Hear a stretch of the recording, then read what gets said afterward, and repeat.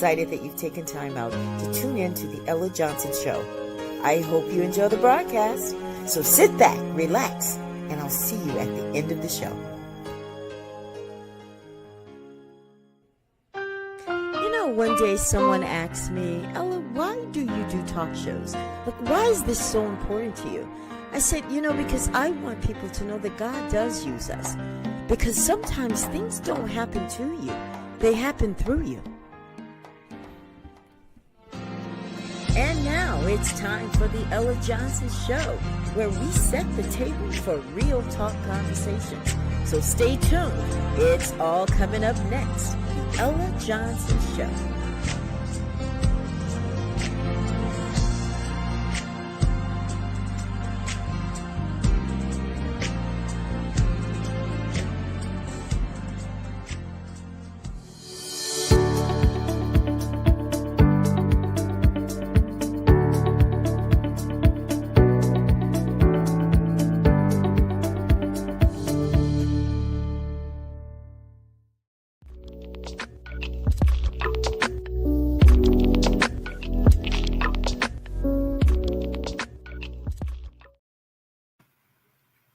Hello, everyone, and welcome to the Ella Johnson Show. I am so excited about tonight's broadcast. I want to thank you guys for tuning in. If you're watching from Facebook, do me a favor right now. Just takes 2 seconds. Share the broadcast. I want everyone in your timeline and everyone on their timeline to watch this broadcast tonight. It's going to be very interesting.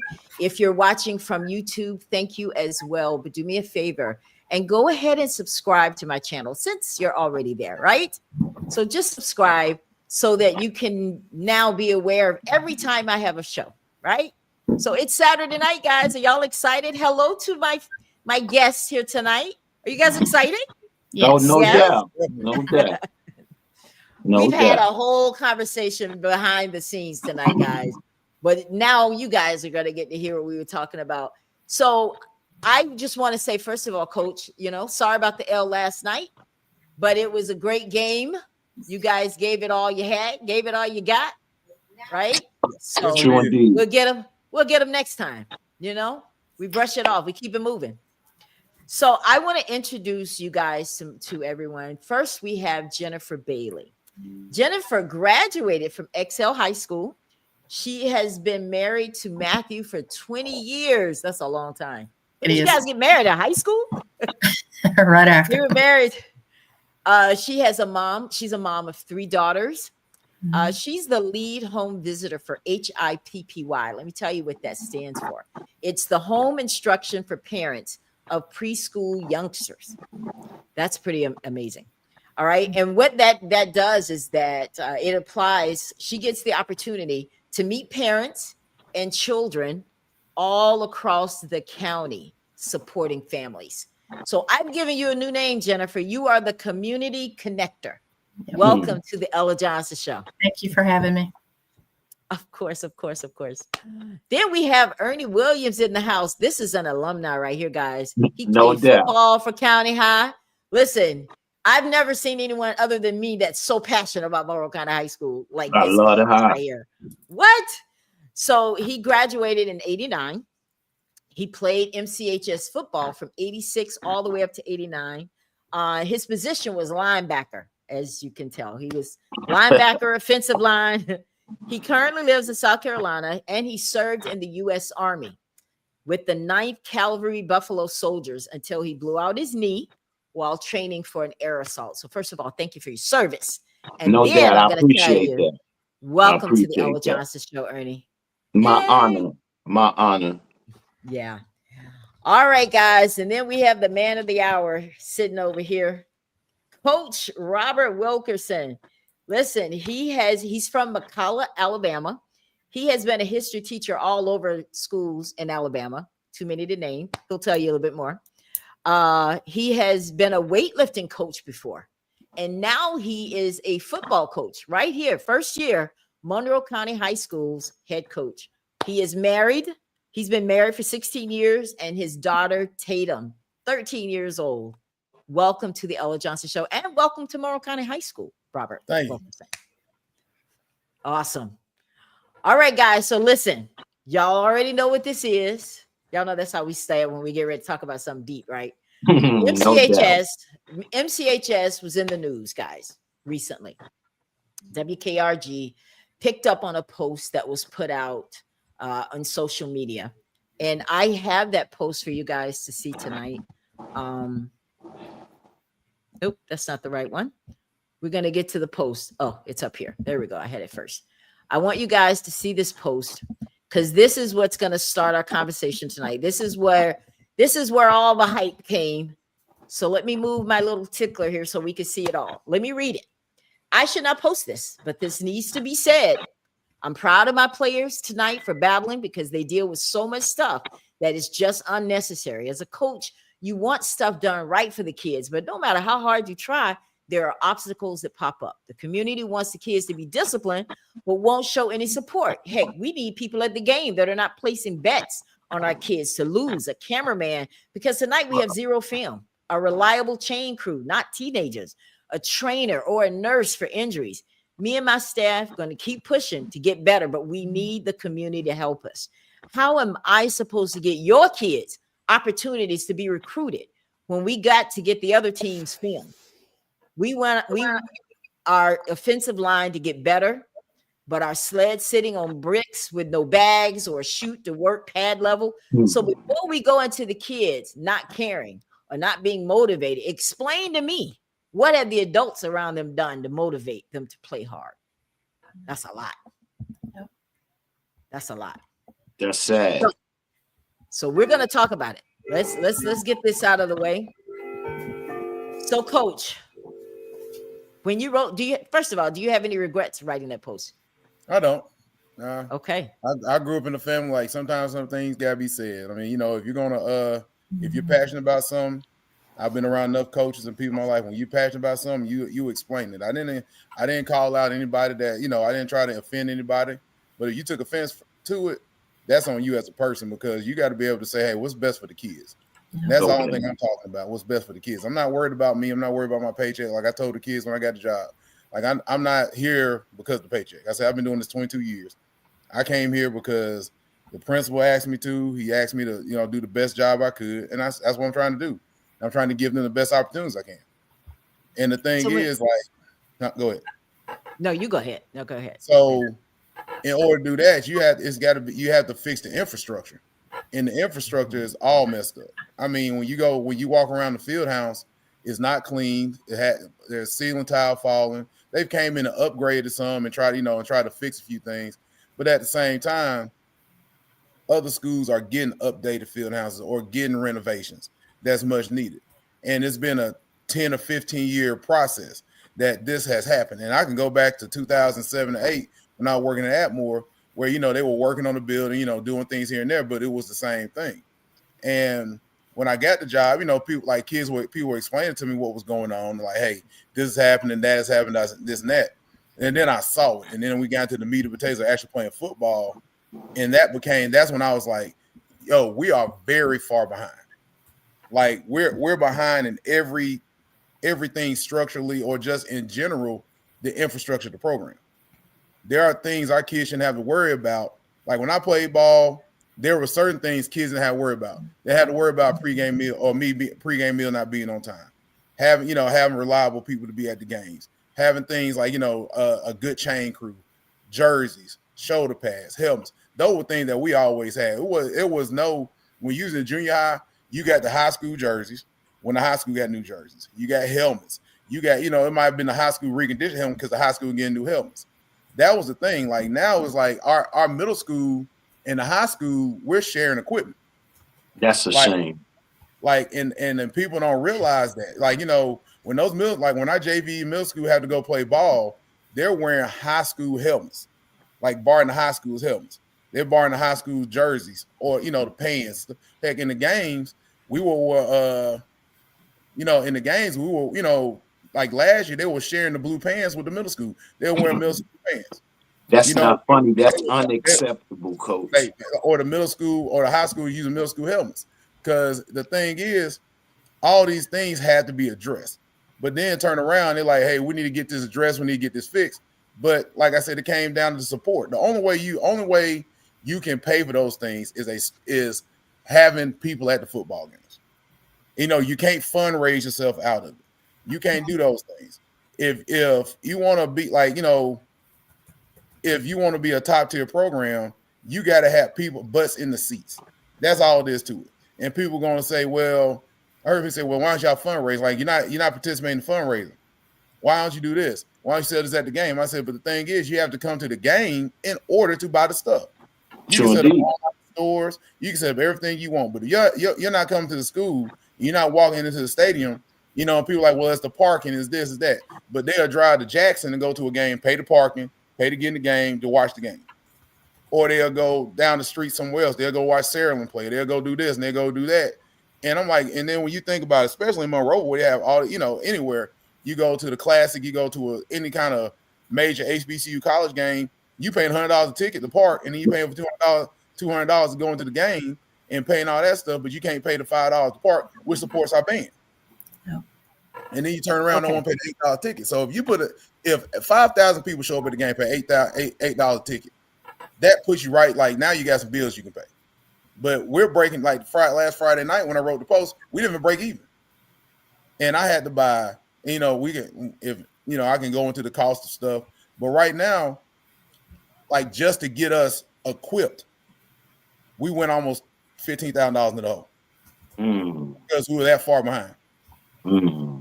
Like I want to definitely break it because Derek, I want you to know I saw your post and we're definitely going to address that. But I want to ask you something, Jennifer. When it comes to football is considered an extracurricular activity in the school, right? Right. And where does the money from that come from? Is that something that's brought from the state funds, or is that coming out of the pockets of your fundraisers? Who supports school sports when it comes to? It's the community and the school board. That money's allocated from the school board to each school. And then after that, what doesn't get brought from the school board, you've got parents out here busting the pavement trying to make sure our kids has got what they got. So the school board, so I'm understanding that Monroe County School Board should bear some of this expense as well, yes? I'd say so. Okay. I'm not very familiar with what the school board does or how they do it or how the money's allocated. I have no idea to even speak on it, but it seems like it should be. Okay. Because this is what I think, and this is what I'm getting from people. And I'm just being 100. What I'm getting from people is, okay, yes, we can raise money. We can have fundraisers and everything, but we still have to hold people responsible who's supposed to give that money to the school. Mm-hmm. How does a school board decide how much money to give their kids? What constitutes that total amount? Where does it come from? Is it how many kids are in the school? How much grant money they've asked for? Like how does that work? Does anybody know? Well, here's the thing when it comes to schools. Excuse me. They're like nowadays, especially since we were talking about the 80s, 90s, and early 2000s. You got to realize something. You had proration hit. When proration hit and No Child Left Behind hit, schools lost funding. So you used to have an athletic budget. That's the thing. Now, so what happened is you had a budget at the beginning of the year that everybody got. But then what happened was when proration hit and you got to realize for 10 years, 15 years, teachers didn't get a raise. So you had to realize a lot of that stuff fed into it. You had to think about the funding that happened. It's just not the school board. But what happened was then it went and shifted to the school itself. That's why city schools are more successful than county schools, because the county they will allocate certain funds, but like once the program is started, you have to stand on your own 2 feet. You have to have people come to the games. That way you have a booster club. That way you have those things. The system is not going to cut you a check for $50,000 because they got to spread that across the whole system. If it's 5 schools in a county system and 1 year they decide, hey, we're going to build this school of turf. Well, the next year they got to build a turf. If they build a school of field house, then the next year they got to build the next school of field house. So that's how they do those things. So like when we got the track built, that was considered part of our money that was going towards anything. So it's not the school board itself. It's the people come to the games. Like if you go to Sierra, it's not the school board that pay for that stuff. They built Sierra, it's Sierra City schools, but tax dollars and people funneling into the system and coming to the games makes a big difference. At Sierra, you're getting a $30,000 gate. Over here at Monroe County, you're getting luckily $1,000 gate, a $2,000 gate. If the away team travels well, you might get $4,000 or $5,000. But after all the bills, the refs, the light bill, and all that stuff, you might get $4,000 or $5,000. You maybe get $1,000 out of it. So it's always going to come down to the support of the community, the support of the people. That's what it's going to come down to. Like like this, like even in college, like these major D1 schools, it's not the school that pay for it; it's the fans. If fans don't come to the game, they're not going to be able to pay the bills. Right. And then like the popularity, you know what I'm saying, of the sport blows up. So when you start getting TV contracts, stuff like that, that's where they make their money. In high school, it's all about attendance. Like we're just not the only school that deal with it. When I was at the Moppers and we won, I think we averaged 10 games a year. There was sometimes where like our gates were kind of shoddy, but we had a very strong booster club that we did yearly fundraisers. You got to realize something here I know for the last 3 or 4 years, they didn't do a true booster club fundraiser because they didn't have they don't have people to participate. And that's the thing that my post is about. It's about participation. I hear you. Who makes up the booster club? Parents. Who is that supposed to be? Parents. It's parents of athletes, cheerleader parents. All right. Okay. So what is the booster club looking like at Monroe County High School? What is it? You know, honestly, they were doing it like the booster club rely on fans, like the participation part of it. So you can get certain moms and granddads and aunties and stuff like that to work in it. But they sell concessions. They do things like that. They do all the little work that, pay stuff that the school, like the football team can't pay for. But if they don't get participation from parents, like us, we got 3 or 4 parents to do all the work. Like, all the work. Now you got 40-some kids and you got parents that are in and out, you know what I'm saying? But for me, this is my first year. I've been at a place with a strong boost club where you could cut a check for $10,000. They were like, here you go. Because they did all the leg work, they did all the fundraising, they did everything, and you had a strong booster club. And the thing is that people in Monroeville have gotten to the point now to where it's just not strong. The athletic department isn't strong. Like I said, and when we were talking earlier, when you focus on and I'm an academic person, I'm a teacher first. But when all the funds goes towards something else and they let the things that the kids need for a release, and I'm not talking about just football. This is bigger than football to me. You're talking about a band that barely has 10 kids to 15 kids. Don't have. You got cheerleaders. They have nobody to cheer to. The volleyball team, the basketball team, the baseball team, the softball team. When I made this post, everybody was talking about it because it's like we don't get support. We don't get support. Like we went to the a couple of days ago. I know y'all saw we went to the nursing home. And one of the we were talking senior cheerleading, we just on the bus talking, you know what I'm saying, on like a 5-minute drive. And they were like, we just want support. We just want people to, like I said, that's the thing. I'm like, when the kids see people invested in them, they're going to shine. This is not about, like, I'm a head football coach. I love what I do. I'm about, I'm about the business. But at the same time, if the kids' uncle, aunties are present, like when I play a McDowell, people still on the fence. That's all it is to it. Like, do the people, they stand on the fence. They do those things. Like it's standing room only 99% of the time. No matter win, lose, or draw, you know what I'm saying? You playing the number 1 team in the state, or if you're playing a team that you're going to beat by 50 or 60. Students there, you got everything. You got student section. You got all that stuff. And the thing is, we're trying to fight to get students to come to the games. Like, because they're not supported. So like when the kids say, well, my mom ain't coming to the game, I can't come to the game.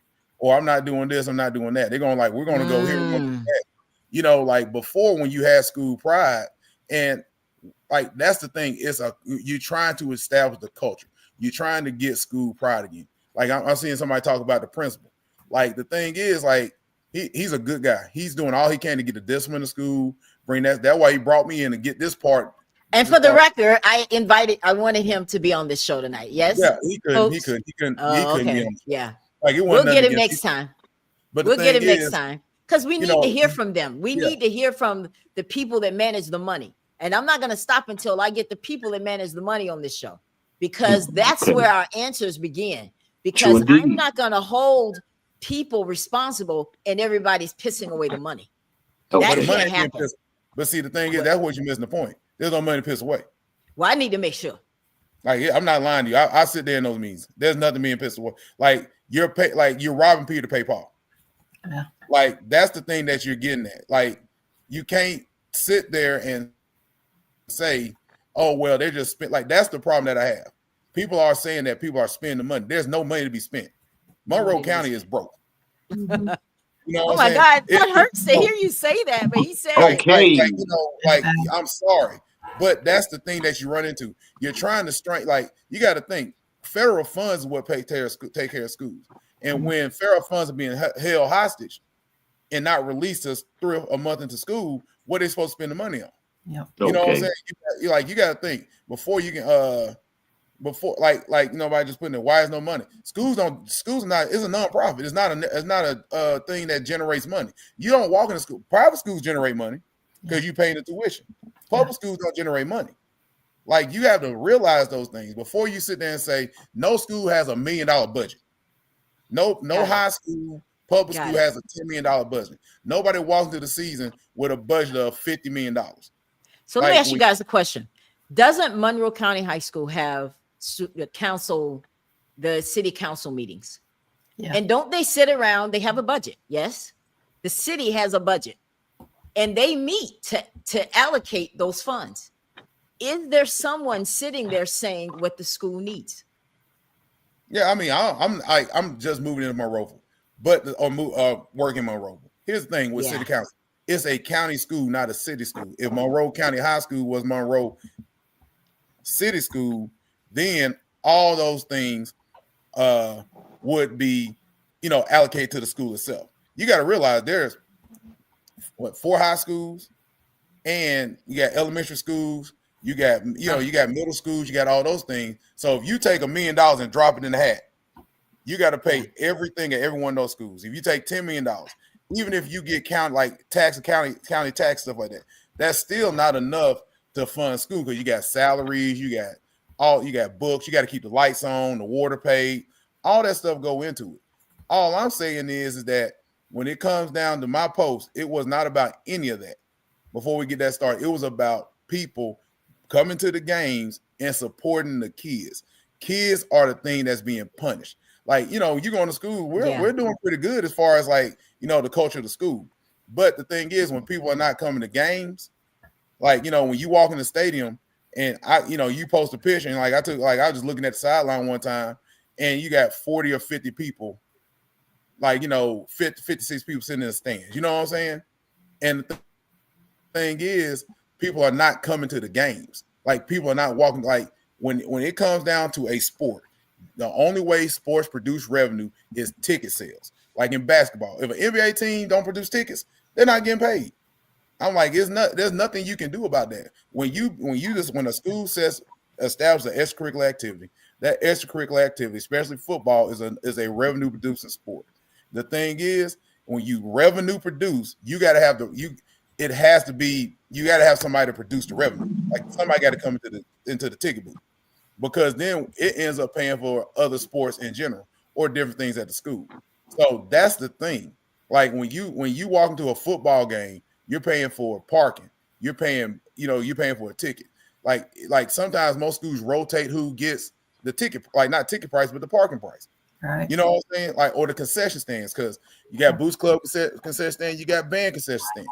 All those things fall into it. And the thing that's hurting us is people don't come to the games. Like, they're starting to, but people are not coming to the games. And that's the issue. I personally don't think that people coming to the games is going to fix your ceiling. I don't think people coming to the games is going to make sure these guys aren't sharing pads. But the thing is, I can agree with you with that. But here's the thing: how you think we pay for the shoulder pad stuff if people don't pay for the tickets? Because that's the athletic budget for football. Attendance takes care of that. If you want all those things, you have to sit there and say, I'm a revenue producing sport. I need to make X, Y, and Z at the end of the year to get helmets reconditioned and to buy conditions. You know what I'm saying? And to buy the stuff, because then you have something to pull from. Like you bills still got to get paid. And like, you know, what people like what I, you know, and that's where I'm getting at is that a lot of people don't agree with me. But like I said, I've been doing this 22 years. I've had this argument over and over again with people when I'm like, until you walk in the facility, and the only thing that saves facility is when you start making money. Because when you start making money, people invest back into it. Then people come donate. People come do those things. You will get people out there because then it puts a light onto the program. Like that's the thing, and it helps them. Like, you know, so now that's what all I was trying to do is not try to, you know, shake the foundation or do nothing like that. I wanted sometimes you got to shake it. There's nothing wrong with shaking it. You got to shake things up. We're having this conversation because you rock the house. Yeah. And, you know, you got to have these conversations. It's the hard conversation. Ain't nothing, you know, like I've met some great parents. But this conversation needs to be had with everybody involved. Yes. Not just parents putting their butts in the seat. I want to talk to the school board. I want to talk to the alumni association. I want to talk to the booster club. All these people that are supposed to support the school.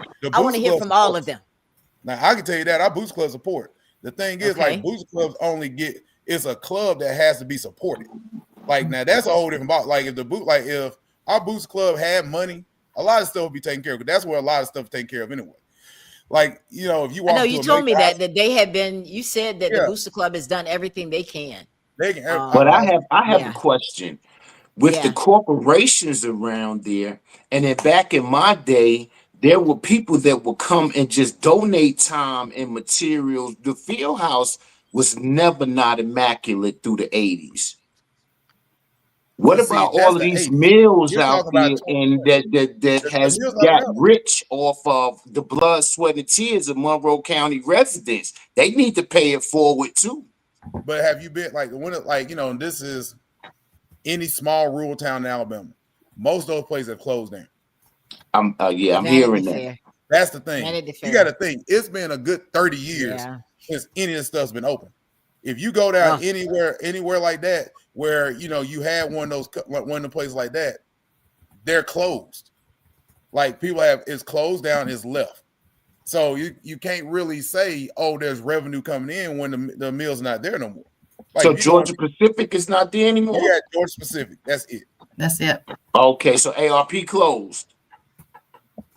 Okay. All right, guys. I want y'all to look at what Crystal said here. Crystal said, here's the bottom line. School board gives 0 about a majority black school. Do any of you guys agree with that? Do y'all agree with that? Me personally, I do. That's just me personally. Like I say, my opinion is my own. But just from my history through the whole thing, when Monroe County was diverse, we didn't have these kind of problems. When Monroe County was diverse, we was tour buses. We were going to state in big buses and taking 150 bands. So where was that money coming from then, Ernie? Where was that money coming from? ARP and the mills that was there, and Monroe County being diverse. It wasn't an all-black school, Ella. You remember? We were a minority. Reality, it really wasn't 50-50 until later on. Yeah. But in my time, it was basically definitely 50-50. And a lot of money. Our booster club, I had an uncle that worked at the water company and was out there every Friday barbecuing for the concession stand. We had parents that volunteered and just went the extra mile with the kids in the band and the cheerleaders. Ella and them never needed nothing. Those cheerleaders back in them days were dressed to the T, had everything they needed. We got all the gift bags and everything in our lockers. Our lockers, we come to school, they all made up. Yeah. We didn't need no support. We had more support than anything in Monroeville. And that's what makes a football player proud when you look up in them stands and you got standing room only and the but look at this what Derek said. Band. Derek said we were winning. Did that make a difference? Does that make a difference? Yes, okay. I think so too, because we were a powerhouse in the 80s. So yes, I think that makes a big difference. Crystal is saying something that I agree with too here. How has anyone built relationships with corporate teams? We may have to go outside of Monroe. Right. That's why I say this yeah, needs to go viral. yeah, Because yeah, Monroeville is not going. The budget that coach has, yeah. Monroeville is not going to be able to come up with that kind of funds. We're No. going to So need corporations coming in and who? stepping in. Let's call it out. Who? Who is the one that Walmart. does this? Who is the Walmart. one? I'm What? a No, I former mean, Walmart employee, and Walmart have programs like this Oh, we write. that you who could is go gonna? out to the We do manager a at lot of. Walmart, ask him to give you some pads, some weights, or different things like that. And the Walmart, from what I hear, is one of the biggest stores in Monroeville right now. Okay, again, I'm asking, who does this? Who is the one that steps up and represents Monroe Okay. County Let High me say School this. to Let me try say to this. talk to these big organizations? Who does that? Here's the thing. We do grant writing. We write grants every week. We're doing a lot of grant writing. There's a lot of here's the thing, the lead work's being done. Like before we kind of like somebody talked about the casino. We're going to the casino and doing a grant. We're doing a grant with the casino. We're doing those things. It just takes time. Yes, definitely. And then you're first year coach. Here's the first thing I said, and here's what it comes down to. If you want us to compete with a TR Miller, if you go take a picture of TR Miller's sideline, there's 10 coaches, 60 kids. We might not even get 60 kids. Like that, it just might be the numbers of the school. They're dressed to T, like you said, dressed T across the board. That's the thing. Like, and see, I can't comprehend that because TR Miller wasn't nothing to us back in the day. But see, TR Miller, you got to come back and see, everything that you're thinking about was, and I hate to put it this way, 89. Yeah, I'm a dinosaur. That's the year I graduated. You absolutely right. Look like that. See, when you're in it, every school now has those issues, unless the school itself has always consistently been a bigger school. You see what I'm saying? So when you look at, when you're in the walls of it, when you're walking around and then you see it starts to deteriorate. It's like all of a sudden, okay, one year the crowd goes from 1,000 to 800, then 700, then 600. These people are. But see, this wasn't just the 80s coach. When the 90s what came through, I had a lot of counterparts that came behind me, even to my kinfolks, that Monroe County was still generating. But see, here's the thing: all those folks have retired. Okay, the kids moved, and they're going to Mobile, Pensacola, Birmingham, Florida, all these areas. So you're looking at when the job is not there. If you can't make, especially in the days market, if you can't make $60,000, $70,000, you can't survive. And there's not a lot of $70,000 to $80,000 jobs anymore. Okay. If you want to go rurally, that's what it is. You have to move to Montgomery. And the thing is, you got to go to Montgomery, you got to go to Birmingham, you got to go to Birmingham, you got to go down to all these different areas, and that's where you have to say, this is where I'm going to raise my family.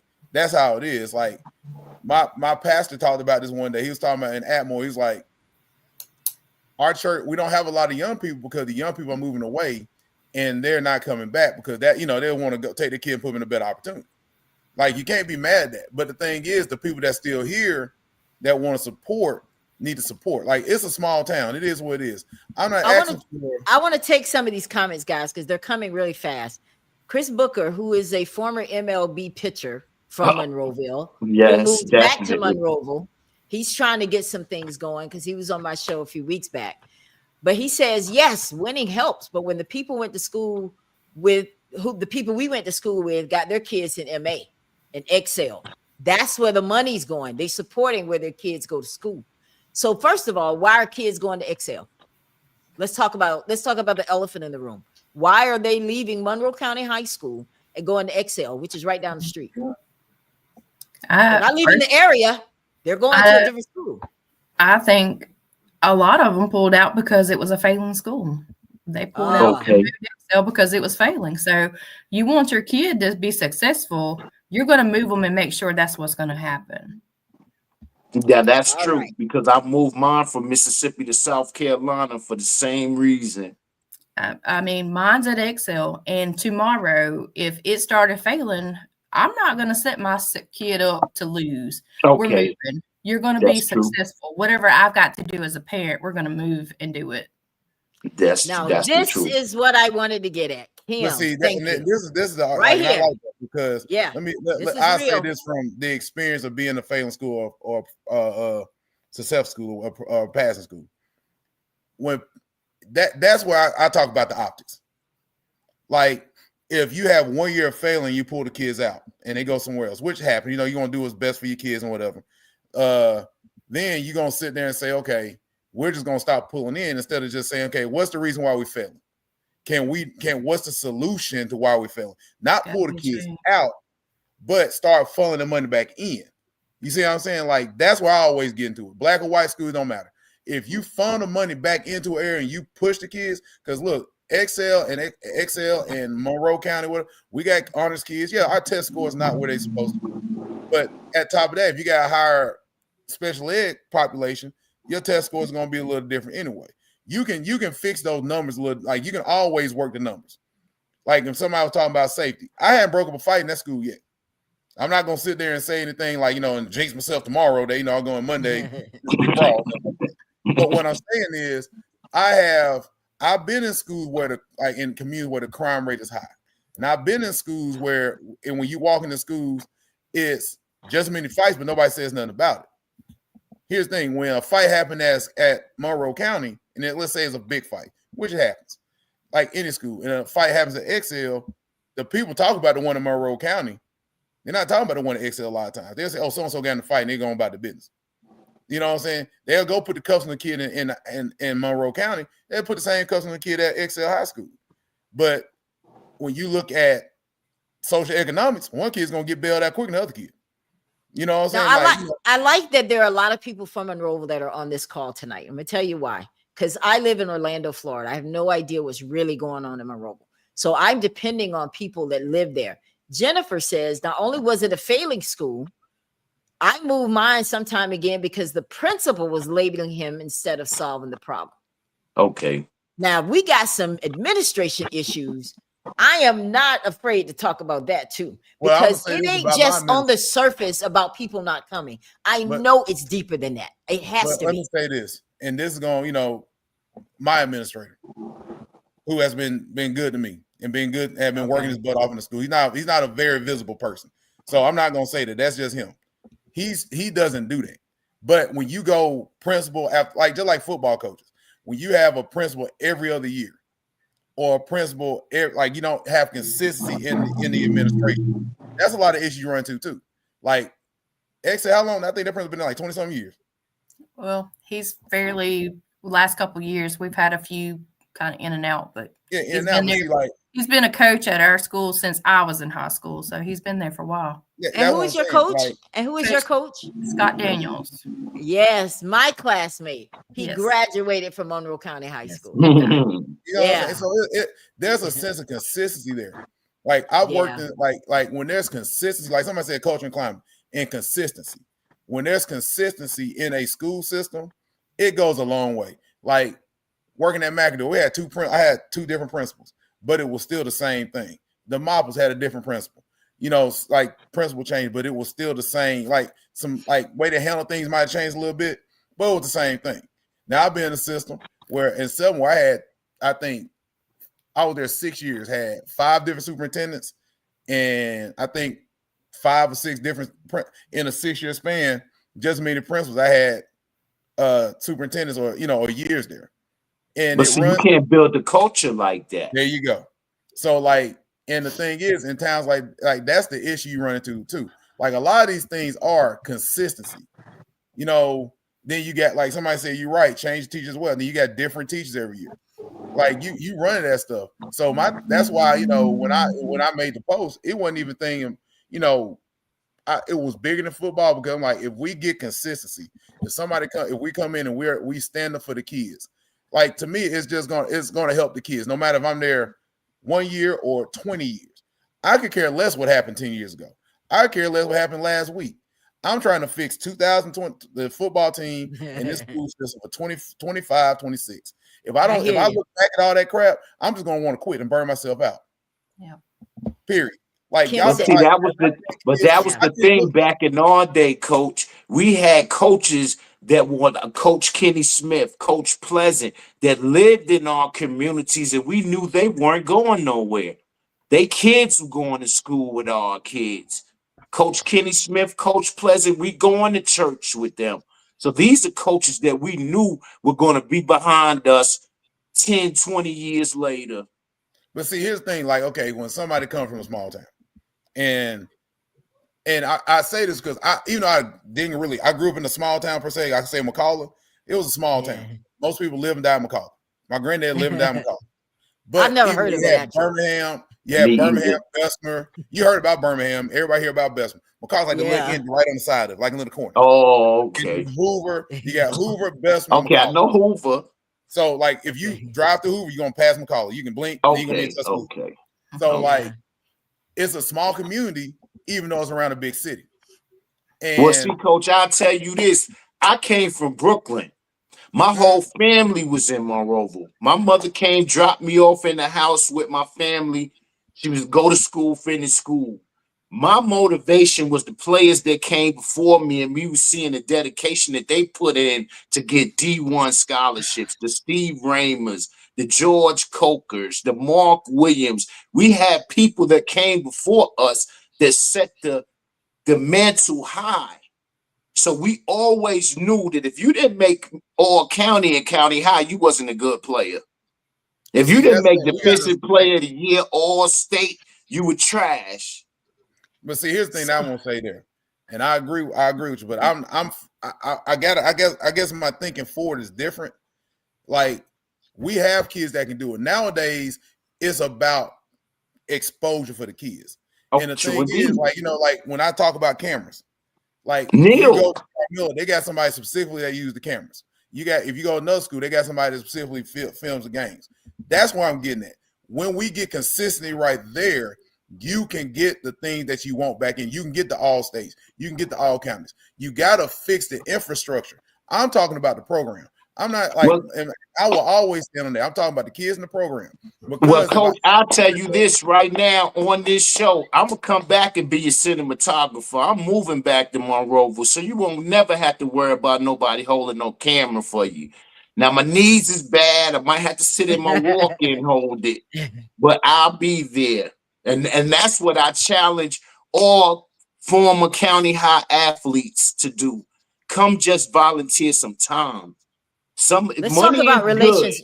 Let's talk about relationships. Let's switch gears a little bit, because it seems to be that everything you're talking about, Ernie, is about relationships. You're right. I had a relationship with my cheerleader sponsor. I had a relationship with my teachers. I knew them. They were at church. Everybody was in the community. Okay. We didn't have all this. Well, I can't talk to Ella because I'll talk to your mama when I see her at church, Miss Ella. Okay. You want to talk in my class? I got something for you. You know what I'm saying? Okay. There was investment. There was something real. And that made the difference. But I like what Chris Booker here says. You can't win changing your program every year. Kids now go off. Trust you. Got to build that relationship. If they don't trust you and know you, how you expect them to learn what you're trying to teach them? He said something real. We knew who the coaches were year in and year out. Well, they get a chance to build a relationship with you now, Coach. And I think that's good. But Coach, we hope you stay here. We hope you stay for a little while to get that coaching bill. But regardless, I'm saying to all Monroe County High School athletes, we have to get our school back together. We can't depend on nobody else. Exactly. So if it's just time, if it takes some old football players to come in there and help fix the roof, whatever the case may be. Well, we got to change the mindset. Before we fix up build, we got to change the mindset too. Like, the mindset. True indeed. Stop the fights and the guns and the games. There you do. I said it. Here's the thing. And that's the beginning. That right there, there haven't been, like, I've been there. I hadn't heard about shooting Monroe County High School at a football game. I haven't heard about a fight at a football game. Like, it may not have started at the school, but they take it there. It could be down the street. What I'm saying is, like, they're not at the game doing this. Like, walking to the game, there's people are safe. Yeah. Like if you go into Mobile, that, like, they could do that at Saraland. Like, I'm sorry, that's what bothers me. That right there is about, that's when you're attacking kids. Yep. Because that could happen at any school at any time. Yes, I'm telling you right ma'am. now, if you Yes, sit there and you ma'am. want to talk about that, well, we could talk about vaping in certain schools and guns in certain schools where the kids leaving in their truck and then they get caught and nobody say nothing about it. Like they're talking Indeed. about my kids right now. Like them kids ain't fought. Them are good kids. Like you Okay. want to come to the game. Them kids don't fight. Everybody talk about us fighting people. No, the people fight us and we would just retaliate. You know what I'm saying? I ain't had a fight. I ain't had to tell a kid, hey, put your helmet on, pull you back from the sideline, anything like that. Where people had swung on my kid on the sideline the very first game. Wow. On the other sideline, my kid came on right on back. So And Ella, let's not do that. I want to say this. This is why we're in this situation, because people have labeled these kids as thugs and violent children when it's not them. It's the ones that's 24 and 25. They ain't got a daggum thing to do in the community, but not instead taking their bus to work. Definitely. Definitely. Like, that kid that killed that kid earlier, he was 21 years old. That's he had graduated 3 years ago. Why your butt 21 fighting a kid in high school, shooting a kid in high school? Okay. Let's get it straight. Absolutely the right. ones that doing the shooting right now are not 17 to 18 years old. All right. They're the cousins. I want to talk about this. This is something right here that we're glazing over, because we got to put the responsibility where it begins. It begins in the home. Yep. Duran said that earlier. We can't just pretend that's not real, because that is real. Now, what have you experienced, Coach, with the kids and the type of stability or lack of that they have at home? Do you see that it's stable? Do you see that you have their support? Were all of the kids, the parents of the kids on the football team at the games? Are they in the stands? Not all cheerleaders. I see Deborah. I see she said, look, I'm supporting my baby. Thank you, Mama. Thank you, Mama. Like it's not okay. Like parents come. So like I got 30 kids on the team, right? 35, 40 kids. Here's the thing. If 2 of them came and you did the math there, and I'm not a math person, but out of 2 kids, you know what I'm saying? You getting 80, 70, 80 people. You know what I'm saying? The thing is, it goes, if they got a 2-parent household, even if they got 1 parent there, the parents are there. Like the parents picking their kids up, they're at the games. We're talking about that doesn't, it doesn't amount to the amount of people that need to be at the game. If it's okay, but see, that's when you go to talking about the cousins and the uncles and the aunties and just the alumni. Just come out and support the kids, because that's all they want. Like you gotta think, my uncle, like my folks, like they were 80 and they were 70s graduates at my high school. My uncle was my oldest uncle was the first to integrate my high school. But in the 80s, 90s, when everything was finally integration that really kicked in, everybody was working together and saying all those things and starting to work together, it was different. Like when you went to, like when you walked out the daggone field house into the game, like I said, you had people wrapped around the stadium. But I know about that too. That was county high. Like if you look at it, when people started, like when you had people leaving the school saying it's a failing school doing this, they went back and labeled the school at the same time. A lot of this stuff is just gossip that makes no sense. Like if one fight break out, like like in my high school, we had a kid, like now I was middle elementary school, something like that. We had a kid get stabbed in the chest and the coach saved their life. You didn't hear about that. But like in Just Lanier, if a kid slapped the kid, you heard about it. It's all about optics. It's all about how they label kids. Because now it's the same way at McAdoo. Like at McAdoo now, you got all the kids, you got a certain group that go to Helena and a certain group that go to McAdoo. And so what happens is the Helena community think that basically is all my old high school classmates, kids that go there. So they move from one area to the other, kind of like XL Monroe County. But see, McAdoo has a strong enough supporting of people and stuff like that to where they still saying we're McAdoo High School. We don't care who state coming there because people are coming in there. See, the thing is when it comes to, like I said, it comes to our areas, and it's the same way in Atmore. People are not moving there because no jobs. Like there's nothing to sustainability. So we have to, within our culture and our climate in Monroe County, build our kids up. That's at Excel. That's at J.U. Blacksher. That's at Monroe County. That's at the academy. Because let me tell you something. One of my dearest coaching friends, he went to the academy, called me, talking, man, I love the fact what you're doing. The Excel principal is his father-in-law. He went to Monroe County. They're like, we love what you're doing. You're trying to shine the light on the kids. Yep. Like my whole thing is, I ain't worried about myself. I could give a crap. I can tell you right now, if I moved on, if Monroe County High School said, hey, Cole, we want to move somebody else, I have a job in a couple of days. My thing is to do what I was hired to do was to come in and try to get the program take the program in the right direction. And the best way you can do that is build community support and build family support. True and indeed. Know that this is how you are supposed to be treated. Like letting the staff know this is how you're supposed to be treated. You should, as a staff, I should not, as a head coach, there are certain things I organize and do things like that has to be done on game day. When the game day stuff is not efficient, I can't coach ball. I can't get the kids to be, my coach can't coach ball.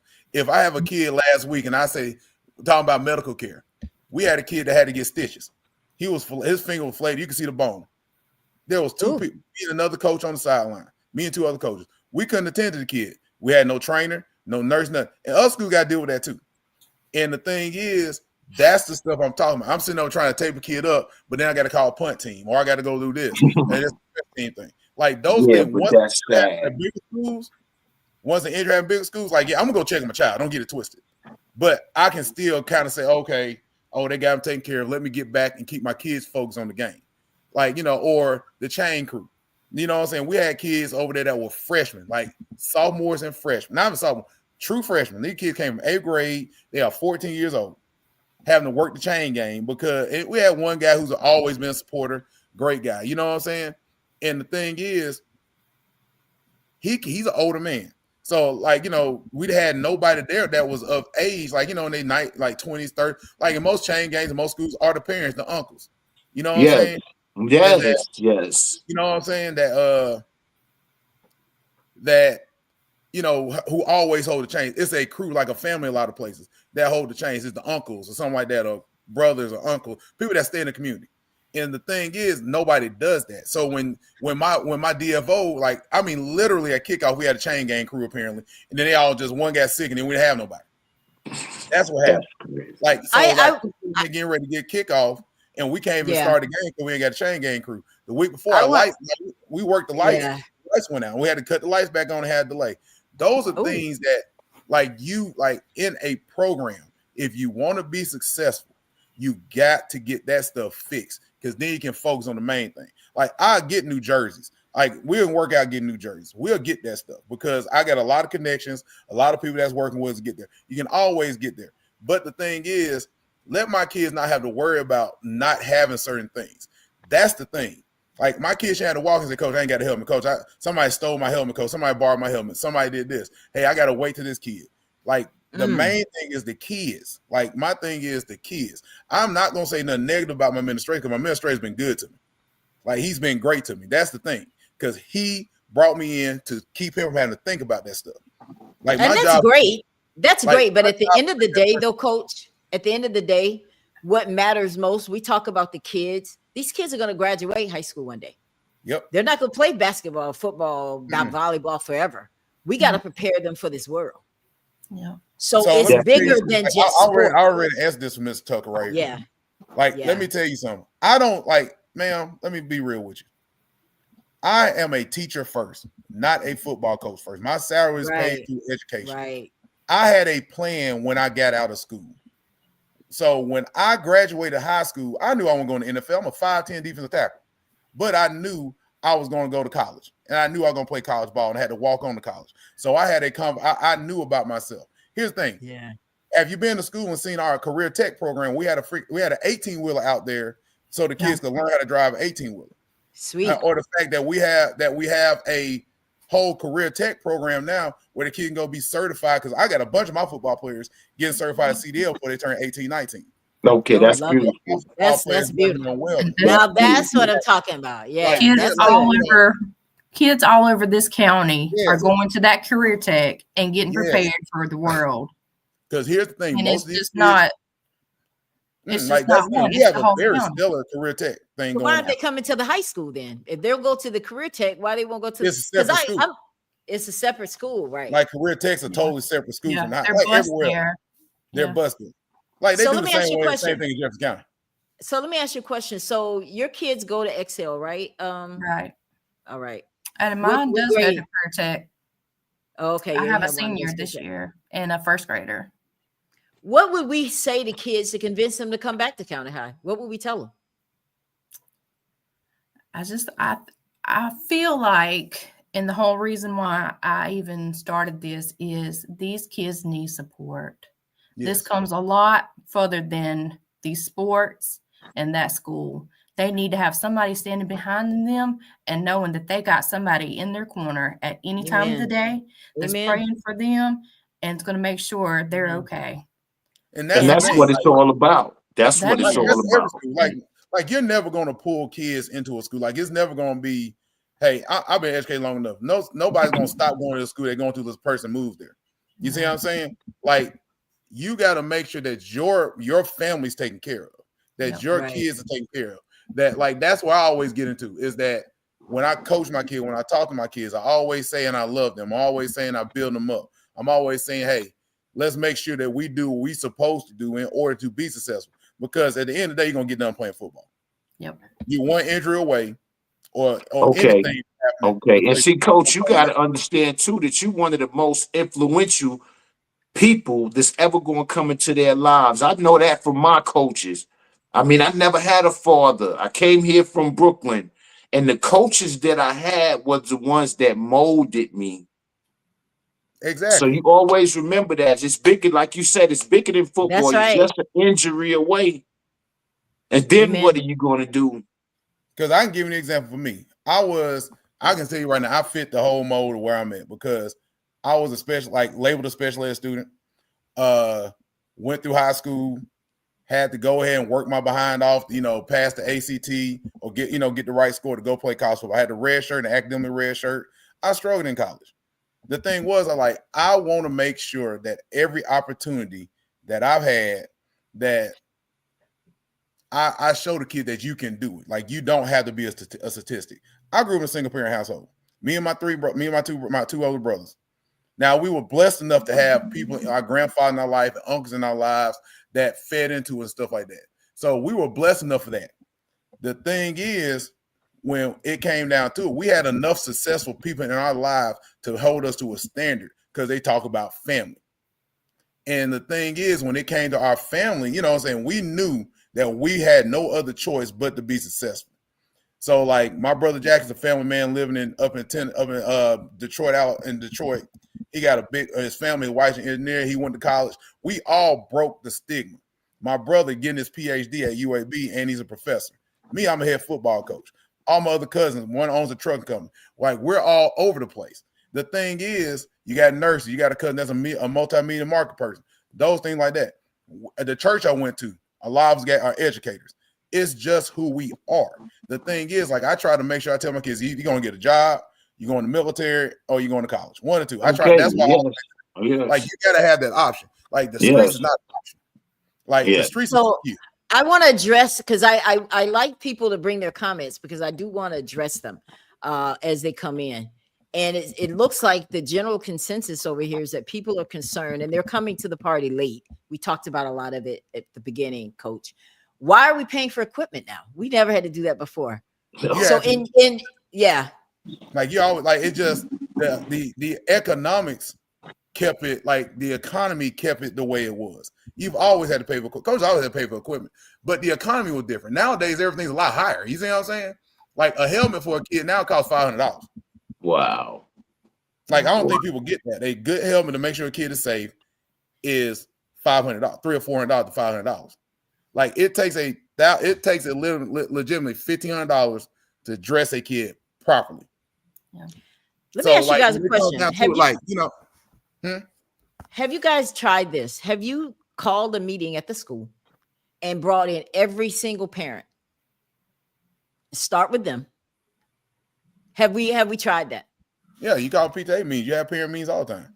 They just don't come. They don't come. Well, see, you can't counteract that. If the parents ain't going to show, the community ain't going to show. What chance do these kids have? That's just the reality of it. So, it starts with the parents first.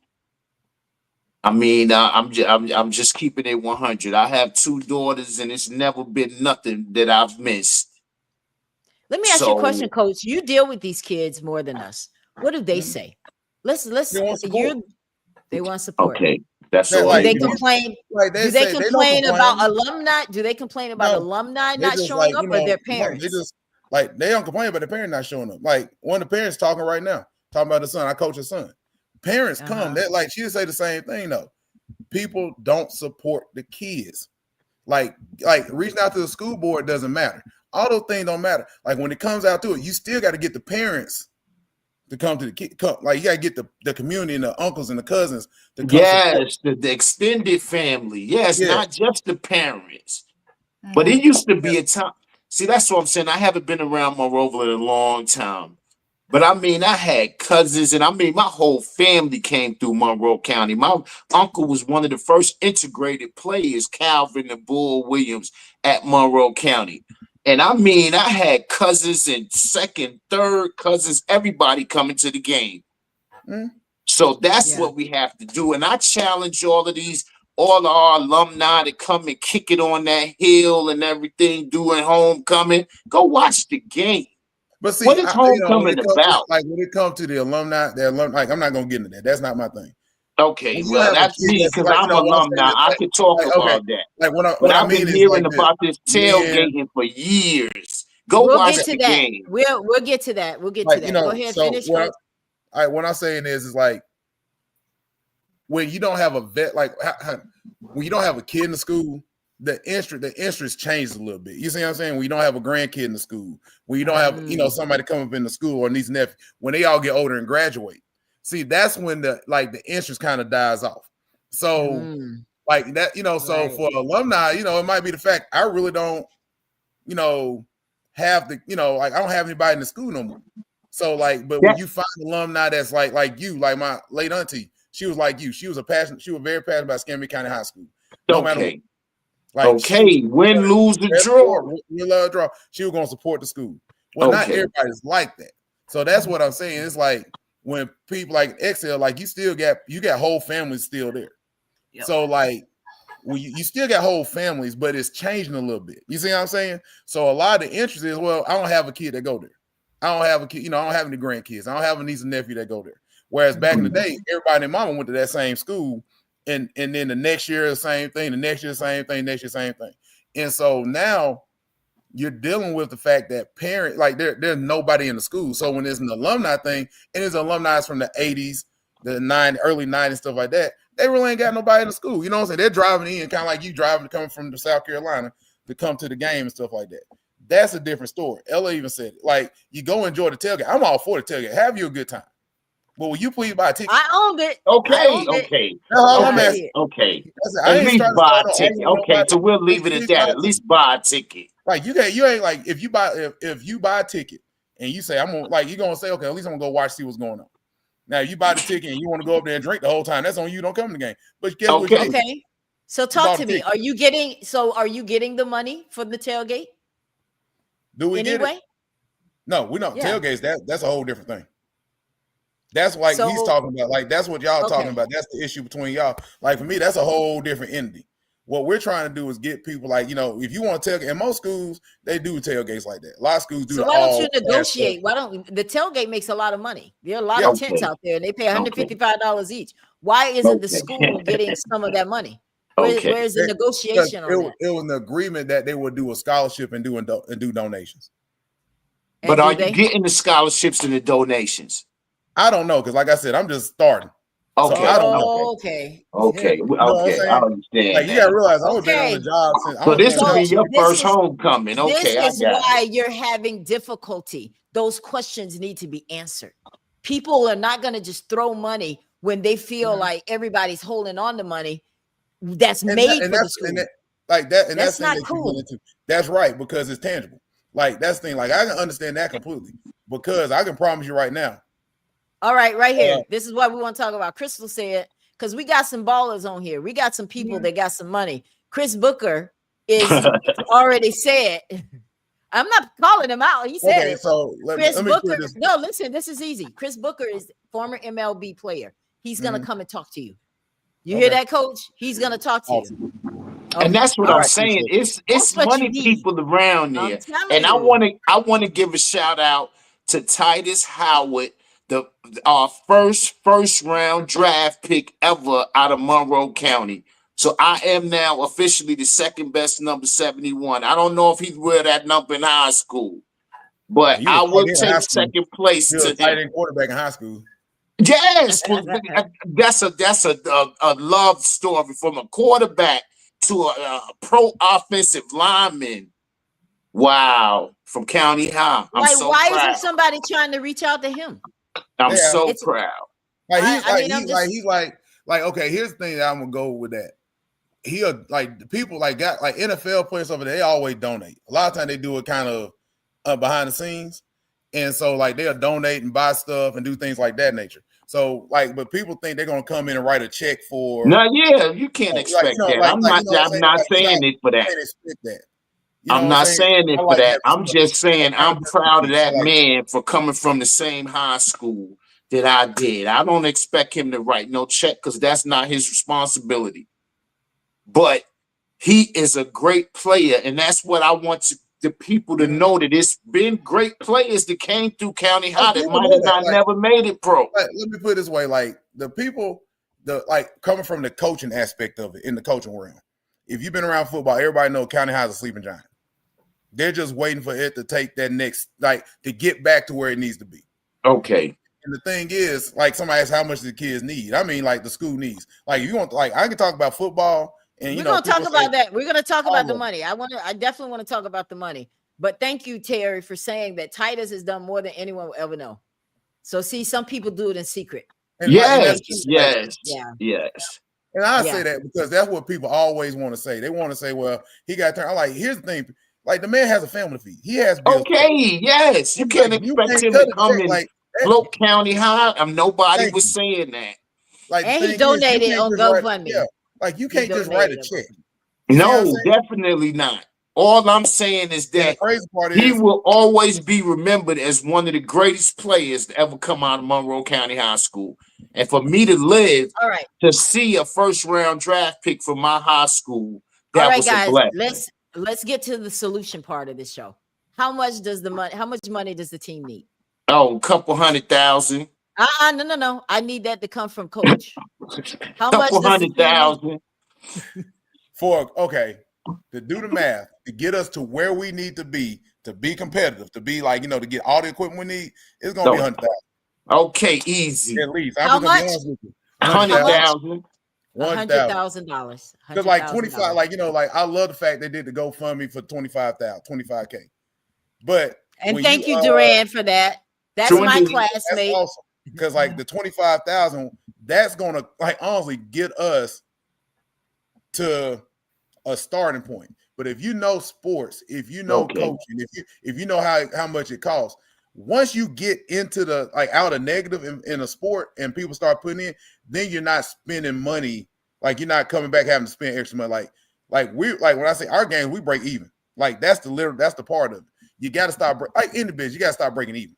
Okay, but like you said, that's the revenue. That's where the revenue comes from. When you get the C, so here's the thing. When most programs start, high school starts, most programs, they got a budget sometimes of $50,000 to $6,000 that they already have allocated. And then they just keep adding to it. What happened is our budget went to zero, and then we actually went negative. So whatever so when I bought new game pants because we didn't have any game pants. That was $5,000. When I had to get new helmets because we were blessed enough that we were fortunate enough to get my parents and we didn't have the money. We had to get new helmets this summer because we didn't have enough to dress the kids. Because I blessed enough, I got more kids come out. So that was another. We bought 15 helmets, five each. That was another $5,000. But see, that's what I'm saying, Coach. They need to know these numbers because they not even knowing the numbers. Was another $5,000. Wow. Now the jerseys we talked about. The jerseys are 4 years old. Guess how much a jersey costs to dress? If you want to get an Under Armour jersey, that's another for 60 jerseys, $21,000. To get a new sled, to get back, I bought bags for the sled that everybody was talking about. We finally purchased the bags. That was another like I think it ended up being like $4,500 to $5,000. See, that's what I'm saying. They need to And know these so numbers because and yes, so it's then 25,000. It's not. It's a good start, but it's nothing but a dent. It's nothing but a dent. and so But They then got I to had put but guys, real money. but I'm gonna be honest. I have to be honest because I'm not on one side or the other. You have to clear up all of this other stuff that's in people's heads. We talk about it, but no one's addressed it. Where's the money going from the Alumni Association? If I'm coming to the tailgate, buying a tent, doing all of this to put money there, I want to know that some of that money that we're giving is going to you guys, if that's the agreement. I want to But see it. coach is saying they not even getting none of that money. Then that's a problem. So then Yes, that's the that's a kind of stuff. problem. Then that's the kind of stuff we have to address also. Not just Yeah, let me go to the community and y'all give me $100,000. No, I want people to be accountable. And I true will indeed. say about the president of the Alumni Association, I did ask her to be here, and she had something else planned way before the show. So I do want to say that she was wanting to be on the show, but she had something else. But we're going to do another show because if we're going to be successful in this and moving forward, we need to address everybody's concerns. People are putting their messages here because they're telling you, Coach, we appreciate what you said. Jennifer, we appreciate what you guys are doing, but we want to know about the systems that are in place for these kids. Why aren't we holding them accountable also? Then we'll do our part. Now, when we've addressed all that, now parents, community, come on now. The alumni is doing their part. Booster Club is doing all they can do. The school has allocated, the state has allocated all the funds. You have a low percentage of kids in your school. What, like 300 kids go to Monroe County High School? yeah. Wow. And you got kids leaving. You got to Wow. address all these issues, not just one or two. We got to address everything. What is Monroe County High School's grade right now? What's the grade? I can't even tell you that off the top of my head. Do you know, Jennifer? I don't. Yeah. That's the kind of stuff that I think that, yes, we need to do this. These kids should not have to worry about putting on using somebody else's shoulder pads. That's Okay. ridiculous. Yeah. Okay. But, see, But I also people want to know. Yeah. Go ahead. But here's the thing that I want to say that, and people can talk about Monroe County grade and all that stuff. Here's the thing: if you want the grades to go up, support the kids. If you want the grades to go up, because to me, like we always talking about what are we doing? Like how are we going to improve this stuff? It still takes money. Like it still takes giving the kids the right computers, or giving them the right books, or giving them resources. Like like I said, like the federal funds came in, got held up, so that made a big difference. You see what I'm saying? So like when all those things happen, because federal funding is what funds our school. You know what I'm saying? Like that's where the money is being spent. Like it's not like somebody saying like, let me just put that over here on the side.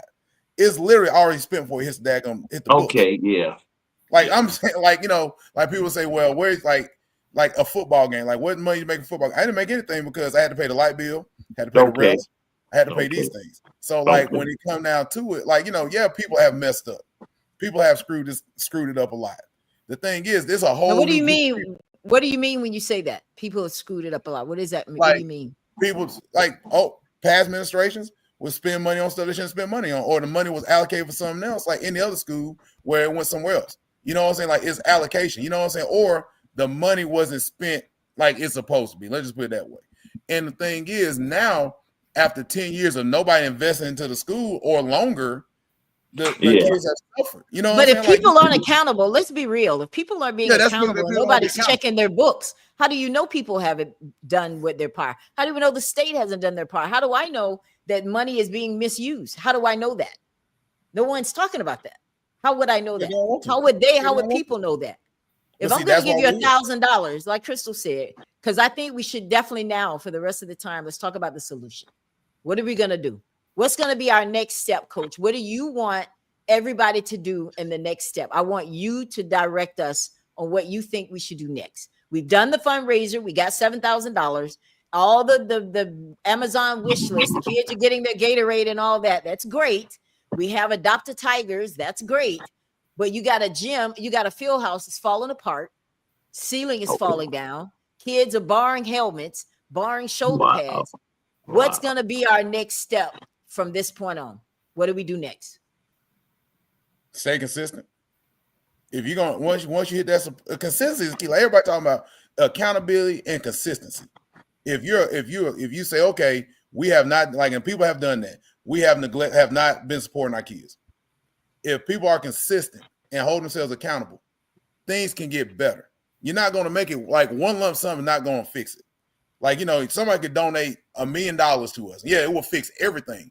But where is it going to be at in 5 years? Right. Okay. Where's it going to be at the next 10 years? Yep. You know what I'm saying? So, like, what I want to see, and I've always said this, like, and I'm like that with everything I do. Be consistent. If you're going to say you're going to come to the game, come to the game. See, I got to do my part. That's why, when I hate losing, I'm a winner. I love winning football games. Like that's what I'm out there for. I'm a competitive person.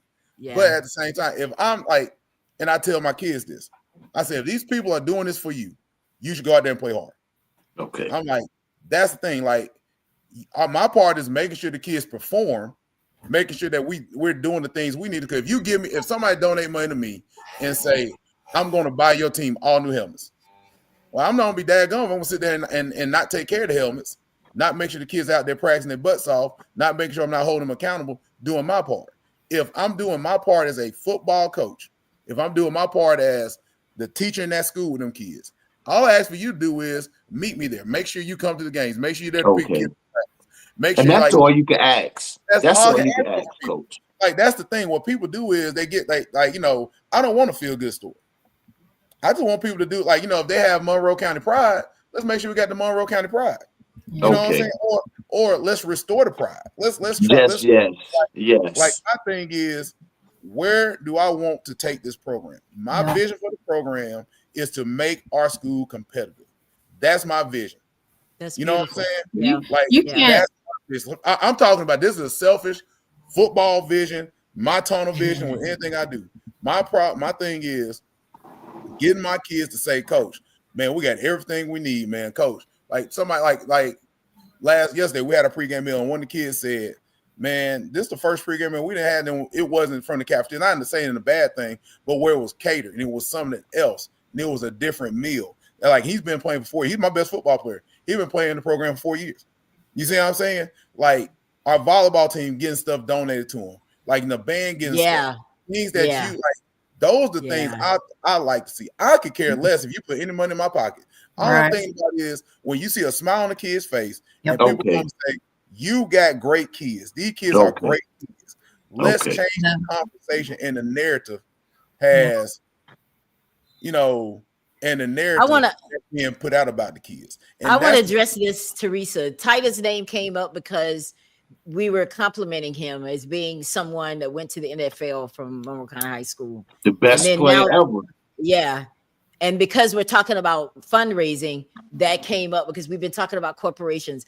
But it was also addressed that he has done way more than people know. So that's why. We cannot go back and change what happened yesterday. Okay. We need to focus on today and moving forward. We've got to get behind these kids, show them that we care, and let's move forward. As coach is new, from Monroeville, but my kids go to Excel, so I know what's going on in Excel. But now you've got people who showed up at that game Friday night, myself included. Yes, ma'am. See these kids excited to see people there cheering them on. Y'all, it melted my heart. I saw Coach. The atmosphere was awesome. Yes. Alumni that was there. You've got people who had no kids that were there, but they were there supporting kids, and that's what needs to be changed. And that's what I'm talking about. Just support the kids, because it's bigger than county high history or whatever the case may be. It's support the kids. Mr. Powell right here talking about $100K for football gear. Would that also upgrade coaching and player development? Let me put it this way. I got 4 really good. Was 3 or 4 of us on staff. 4. Most teams got 8 to 9 position coaches. Okay. So you gotta think, when it comes down to it, we're behind the 8 ball in staffing also. Okay. Now, we're not gonna get into that. What I'm saying is that once you because when people like Excel, for example, Excel smaller than us, and they got more coaching than us. Like, I'm just gonna be real, they got more coaching than us. And the thing here is, I need the same. I want the same thing. We got the positions, but I want the same thing.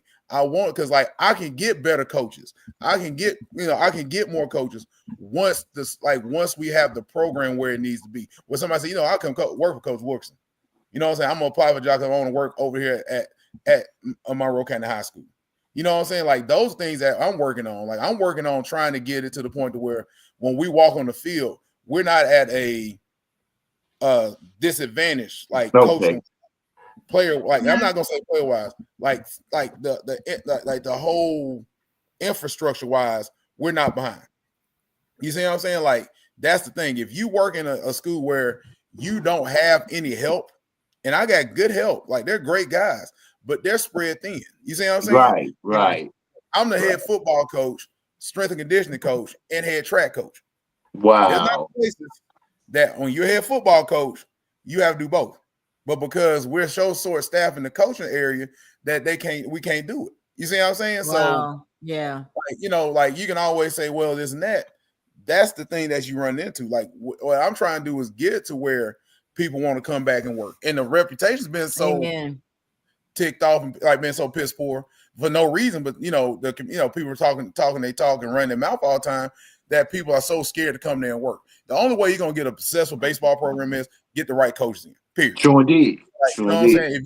If you want the baseball program to explode, or you want the track program to explode, or you want these things to explode, even if it's just hiring this one guy to be an assistant football coach / head track coach, and you pay him, you make sure that he's coming there, that guy will do what he can to win the track meets. He's going to invest in it. You know what I'm saying?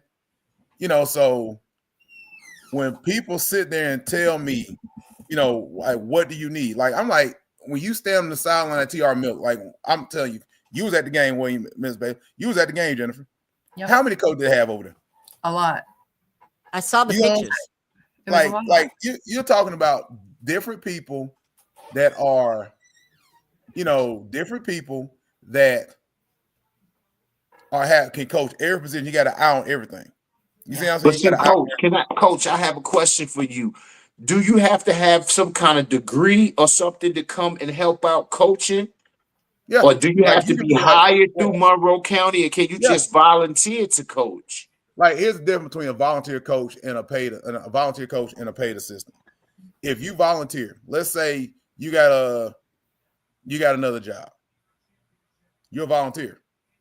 If you decide your job says we're gonna switch shifts and work at night, you can't come and coach. But see, no, I'm not talking about people that's working. Like, I'm talking about the older guys, the retirement, because the reality, Monroe County now is becoming a retirement community. Yeah, but so when you're talking about the older players that's coming back, can we come help you out in any kind of way? I'm not knocking that. Like, I don't mind a volunteer coach or whatever. Here's the thing: when it comes down to it, I need paid assistants, paid guys in their 20s and 30s that can handle the day-to-day grind. Because I got you. I went to bed at 2:00 this morning and got up at 7:00 and had to go to Monroe because we had some more packages to be picked up. And I had to wash clothes and I had to do all those other things. Like, you got to think, and I coached the game last night. Then I got to get back up tomorrow, drive over to Monroe High School, do our coaches meeting, break down film, hang the clothes up, do all those other things, get the practice schedules ready. Then I got to get up in the morning and teach. I got to get up in the morning and go to the gym. I got, there's a lot of things I got to do. There's a lot more stuff, and I'm not going to get home to 7:00 at night the rest of the week. And on Friday, I'm going to get home at whatever. And it's in the away game. So you're asking somebody who's not paid be held accountable like he's paid. You can't do that. Wow. You know what I'm saying? Like, you can't put I hear you. You know what I'm saying? You gotta have real talk. Like when you if you own a business, you're not asking somebody to work a 12-hour shift and you're not paying them. You know what I'm saying? What I'm saying, but that's where the volunteering come in. If somebody want to come and give you 4, then you got another guy might come give you 4. Then you got another guy that might come give you 4. That's not developing kids. You gotta have I'm just talking, but I'm talking about helping you wash clothes or clean up the field house. Now, I ain't talking about the development of the kids, but I'm saying just giving you a hand on the side. Well, I wanted something like this. Is me. I need people to help me develop my football players. Okay. Well, then that's a different story. So come in, like, but so you don't have the slots for it, or you saying that people just not applying? Like, it's not. We got slots. What I'm saying is, you got to have you got to make it to where coaches want to apply for the job. Okay. When you start winning or you have the right rep, coaches will apply. People you post the application and people will apply. That's all right, guys. I want to definitely move along because this is something that we definitely addressed before the show right here. Kim said it. For everyone attending the reunion, they must buy a ticket to the game, whether they attend the game or not. We were talking about that before the show, Kim. So thank you for bringing that up. I definitely agree.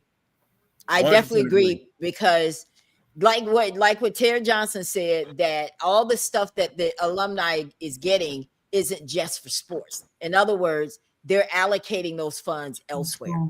So it seems like there should be just a clearer understanding to people. That's why I wanted them here on the show so they can answer these questions that the community has. Because if we're going to let the community help, we need to hear what the community is saying. You want their money, then you have to hear what they have to say. So this is why I think that I wanted to bring everybody to the show so we can address, okay, Alumni Association, where's the money going? Help people understand, because maybe people don't know. Maybe people don't know that you guys give scholarships to other kids and it ain't just sports. So then, yes, if we're going to come to tailgate and help the school, which I thought we were helping the school by being at the tailgate, we need to also come to the game. I will be the first to admit that I failed in that. This is me raising my right hand.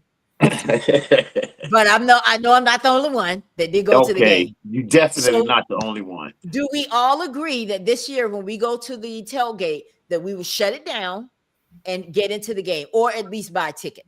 Okay, at least buy a ticket. Okay. At least buy a ticket. Last night, people shared the link for GoFundMe, which is you're able to go online and purchase tickets. There was people, I know alumni bought those tickets and they was nowhere around. Okay, so and that's going to be me from now on, homecoming and everything. I'll buy a ticket, not even going to the game. So this is another thing, Coach. I want to get to the solution again. You're talking about this $100,000. Crystal brings up a point. $1 million would get, because there's no concrete sustainable plan. Can we set a budget? Is there a budget for what you need? Because let's say Chris Booker comes to you tomorrow and say, look, man, I want to help you out. Let me see your budget. What you got? What do you have planned? Give it to me on paper. Are we ready for that? To be honest with you, I'll be quite frank with you. I haven't had the time to do it because I got hired. I was a late hire. Because he just barely making it there. Yeah. That's the thing. Like that, I'm not talking about that now. I'm talking about like right now. Like I'm not talking about, what I'm talking about. I'm gonna come up with a budget. But look, I teach history. Most football coaches don't teach a core class. You know what I'm saying? And so what I look at is not me excusing it. I'm supposed to teach a core class, come up with a budget, and prepare a game plan for people. Okay, you can't do it, Coach. So, right now, I would love to do that. How do you plan to make your program competitive? Oh, how I plan? Going to work every day, putting them kids, having to develop a strength program. I can tell you right now, you walk in my weight room, we're lifting weights. We probably be the strong. You give me a year, we're probably the strongest team in the region. That's how I do things. Because that's where it starts. That's where it starts. We're going to be consistent on offense, play great defense, and do what we got to do. Because the thing is, that's what I do anyway. I'm not going to change who I am. I'm like, you can't, I'm not one of these fly-by-night coaches that's coming in that don't want to get a little check. We're not going to go in the weight room. We have a summer program that we do. We do. Like this summer, we worked out from April all the way through August to get ready for the games because they need to be held accountable. I made sure that, and that's why I get into the whole thing about accountability. I had my kids, if I had a kid that didn't come to a certain amount of workouts in the summer, they were suspended for a game or several games. They come off summer, they miss 5 games. It's an automatic 5 game suspended. That's how we work. The stigma to change that you are allowed to do what you want to do. That's why I got into. That's when I said it last week. I was like, we didn't have no days off in the summer. We trained every day this summer to get prepped because we started late. And people, and people were like, Coach, we want discipline, we want structure, we want all these things. Well, once you want me to hold the kids accountable, I want you to come to the games and support the kids. They talk about, we're talking about things like fundraisers. I did a fundraiser this summer, and we made $3,000 to fundraising. And the thing is, that went straight into the account, had to be paid off. That was the very first fundraiser we did. We're doing a washing detergent fundraiser. We've been pushing this washing detergent for months, trying to get people to buy. And I think it might have reached $10,000. That should have been a $50,000 or $60,000 sale because it's 5-gallon buckets of detergent. And and our kids are pushing it. And I even said, because I want to make sure my kids have spirit packs. I was like, if you sell this amount, you can get a spirit pack. You know what I'm saying? Just sell 10. It's $35 for 5 gallons. You sell 10, that's going to cover a lot of expenses. What's a spirit pack? Like shirt, shorts, like attire, dry fits, different things like the kids wear at games that they look like merchandise for the kids, stuff that they wear. So we have another question. We have another question here. What does your program need to be viable to position? In other words, Crystal, her nephew is your quarterback this year. Yep. Jaden. What does your program need to be viable to position him and other talented players for real opportunities? Because these kids, we got, of course, they're students first before athletes. So they need to be getting their grades. Their grades should be. Oh, we got a grade check. Like, believe me, they don't that's want to good. make it. They don't want to make it. They're like, coach. But I think her question was like, for how do we position the top players to get to that NIL money, to get to that bag? Because now back in our days, we couldn't get paid to go to college. All we got was scholarships. But these kids could go now and get millions of dollars to play ball. But see, here's the thing, though. You gotta have the infrastructure. Like when I go back the filming of the games. Like we can't be borrowing film to make sure the kid. Like for the past couple of years they hadn't used Huddle. Like we had Huddle, which the program is paid for. We got it, but it wasn't used right because we were missing film. The kids are not being exposed. The kids don't go to camp. They don't go to these things, and that's what I hate. So you're telling me that your team is playing and nobody's capturing it? We're capturing it now. What I'm saying is we changed that. You know what I'm saying? Like I've changed that. Like we're trying to find somebody. We got a guy come the other night. He did a good job, but I had explained to him how you got to stop and start the camera between plays. I have a student that's been helping. So we're getting different kids we're trying to find somebody that's consistent to where we don't have these hiccups. You know what I'm saying? Where every week we're like, all right, we know we're getting here. We know we're gonna be able to do this. We got to teach kids how to do like stuff like that. So when they start getting seen, they get visible, they'll start getting scholarships. But also you got to start winning. It comes down to winning. True indeed. Nobody walks into a program that's 0-10 and 1-9 all the time, unless you're Ty Howard, who's just an amazing athlete that everybody knows. So, let me ask you a question. Right now, they should have scholarships, but they don't get the opportunity because they never been to camps. They never had anything to be. Well, we got to get them to camps. We got to get these youngsters guys. to camps. The purpose of this show is to bring awareness that the school needs money. We've definitely found out that there are a lot of underlying issues as to why we're not getting to that money. If we are ever gonna get $100,000, we got to be prepared for it. If someone walked in tomorrow, because business people that's shelling out a lot of money, they need to see something in writing. True indeed. If we don't have anything to present to them, are we willing to work with someone to help with this budget to get to this $100,000? Somebody like the thing, like let me get with my people, my DFO. But like I said, now I got her not like here's the thing. I had her not focusing on stuff like she was focusing on all this other stuff that she's not able to work on them things. You know what I'm saying? Because she also teaches too. So now I got to make sure that she's able to be able to do those things. So I could go to Miss Lynn and be like, she does a great job. Hey, can we work on this budget? Let me make sure that pre-game stuff and all this stuff taken care of. You ain't got to worry about that. Now we can start working on the budget. Like how many helmets do we need? How much this do we need? How many of that do we need? Yeah. And then that way we can get it going for 2026, 27. Like that's the thing. Like right now, let me clean up and try to get us going in the right direction. Like I'm not looking for it to change right now. What I'm looking for is nothing immediate. Because like then the culture changes. Then you build from there. Then like we got an actual athletic budget going into the spring. I mean, I'll be like the January budget be ready to go. That's what I'm looking at. It's like right now, what's the immediate things that the immediate needs was make sure we had good film, having the chain crew, and pregame meals will cover. You see what I'm saying? Next year will be, can I hire 2 more coaches? What's the budget going to be like to be able to buy new helmets, stuff like that? And then I can sit down and be like, all right, when football season over with and everything, all the bullets and start flying, I can take December. We'll be starting lifting in November, December. we'll be training, but at the same time, I'll be able to focus on the bare bones of what we need to do with the program. Y'all got to realize something. I started at the end of March, April. And the main thing I was doing was getting them in the weight room, getting them in shape, trying to get them disciplined to be competitive in the football. So it sounds like you need help, Coach. And I think that's you need help. You can't do it all. And you can't be afraid to ask for help, especially if somebody has the experience to get a budget together. And I'll be honest with you, Crystal is one who does. She could really assist in this. So if you will, Crystal, if you can, make yourself available, because we need to do that. If we're going to seriously get 100K, we're not going to get it from GoFundMe. Let's be real, right? Okay. We're not going to get it from donut sales. We're not going to get it from chicken sales. Okay, we're not selling enough chicken dinners to get $100,000. So we need some big money to invest, but you got to give them a reason. Business plan. You got to give them a reason. You got to give them a reason. All right, so let me go back over. I want to show you guys something. This was last week. Wow. That was last week game. Wow. Coach sent me this picture. Wow. This was last night. Okay. Big improvement. Huge improvement. Okay, let's go, County, huh? Let's go. It was cheering. I'm telling you something. I haven't seen the video from the pep rally. Our pep rally, to me, yesterday felt like a football day. It felt like you were getting ready for a game. You know what I'm saying? I don't know if people really understand what I'm talking about. There's an excitement, when there's excitement going through the building when you got a pep rally. We had a rodeo themed pep rally.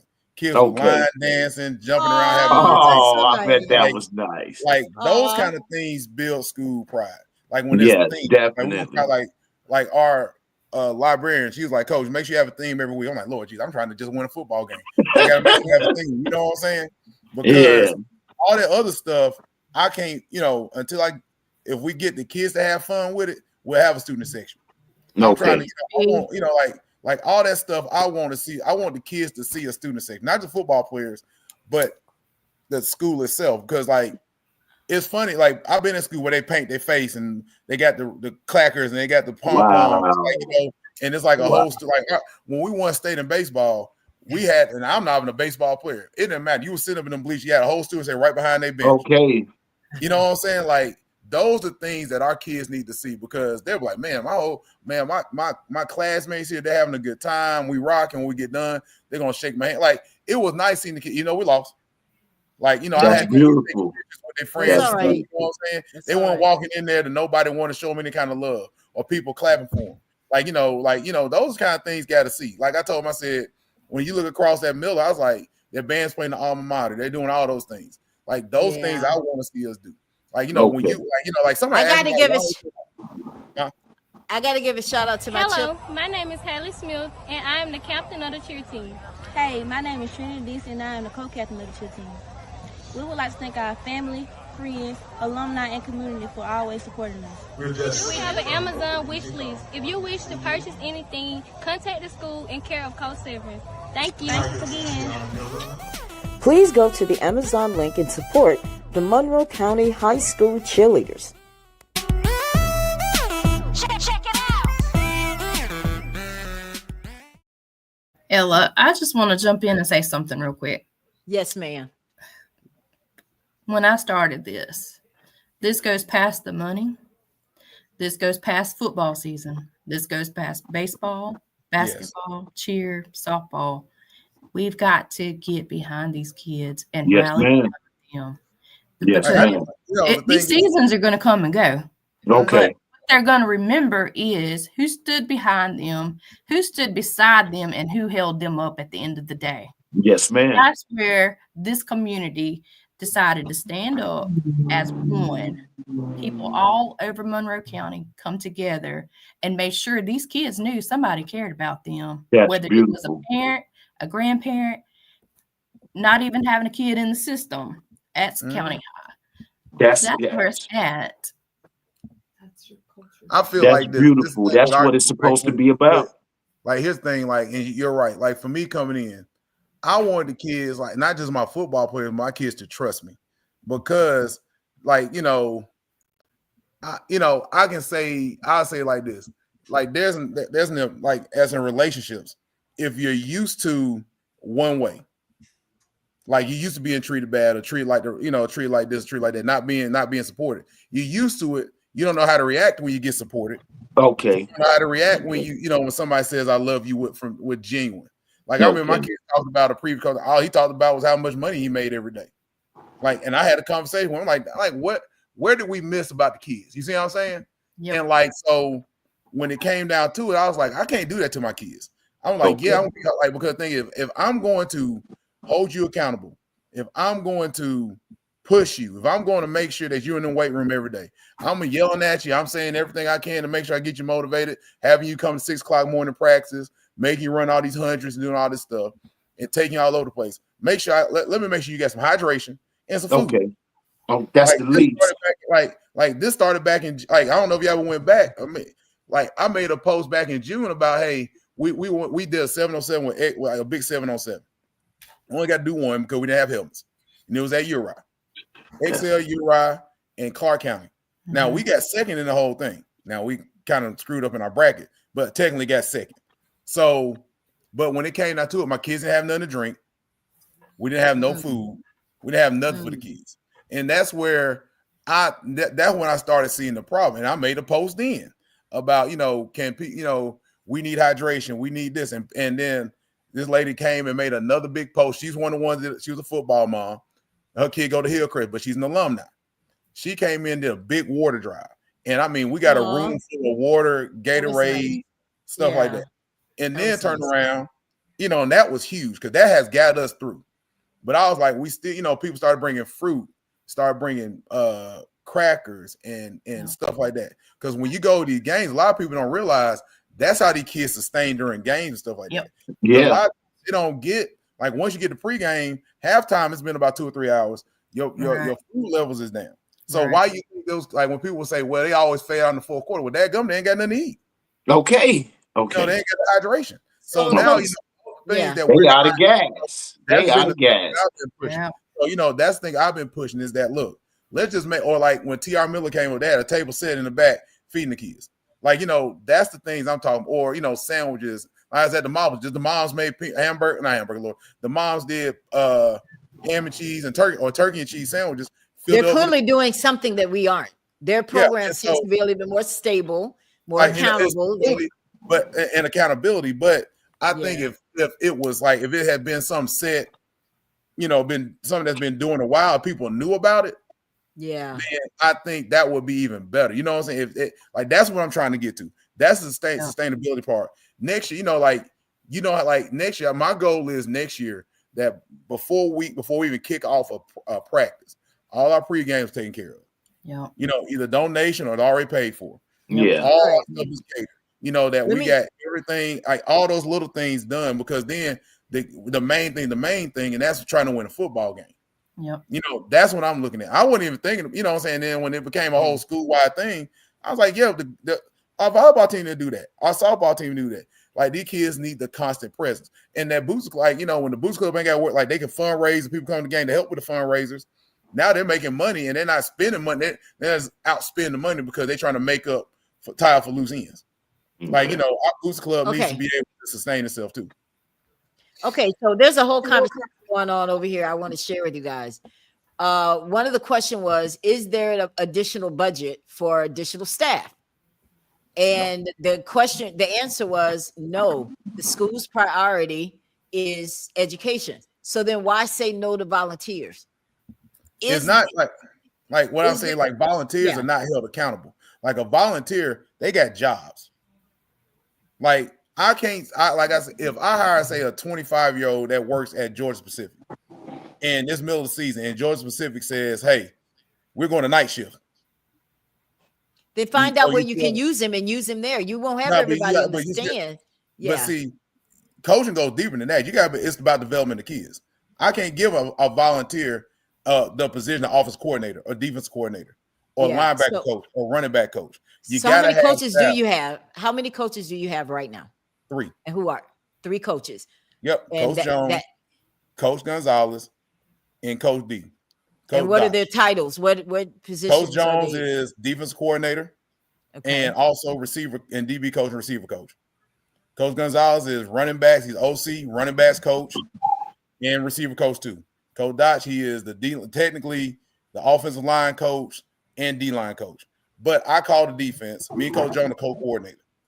Okay. So we don't. Does part of that 100,000 involve getting new coaches? No, that's just us hiring people at the school. Okay. Like that needs to go. That needs to be teachers being hired. Yeah. People that have to step foot in that school. They got to clock in every day. That when I say, hey, we're doing this. All right, coach. And it's all about the thing is though. There you go. Durant said it best. Read Durant's comment right there. He said Monroe County, period. I can't even see him. Monroe County, period, has one of the lowest coaching salary schedules. T.R. Miller has boosters that provide extra money for obtaining extra coaches. Wow. So those things, but see, that's not and we've had this discussion. A lot of and it all depends on what you're trying to budget or whatever. Some places pay high, some places pay low. Like I've been at places where a coordinator, you know what I'm saying? I see that one. That's Grace property, young. Now this is my friend. This is my friend right here. He's asking you a question because we're gonna get some solutions before the end of the night, and we're not gonna just talk about links because that's already our role for Facebook. We need some different solutions.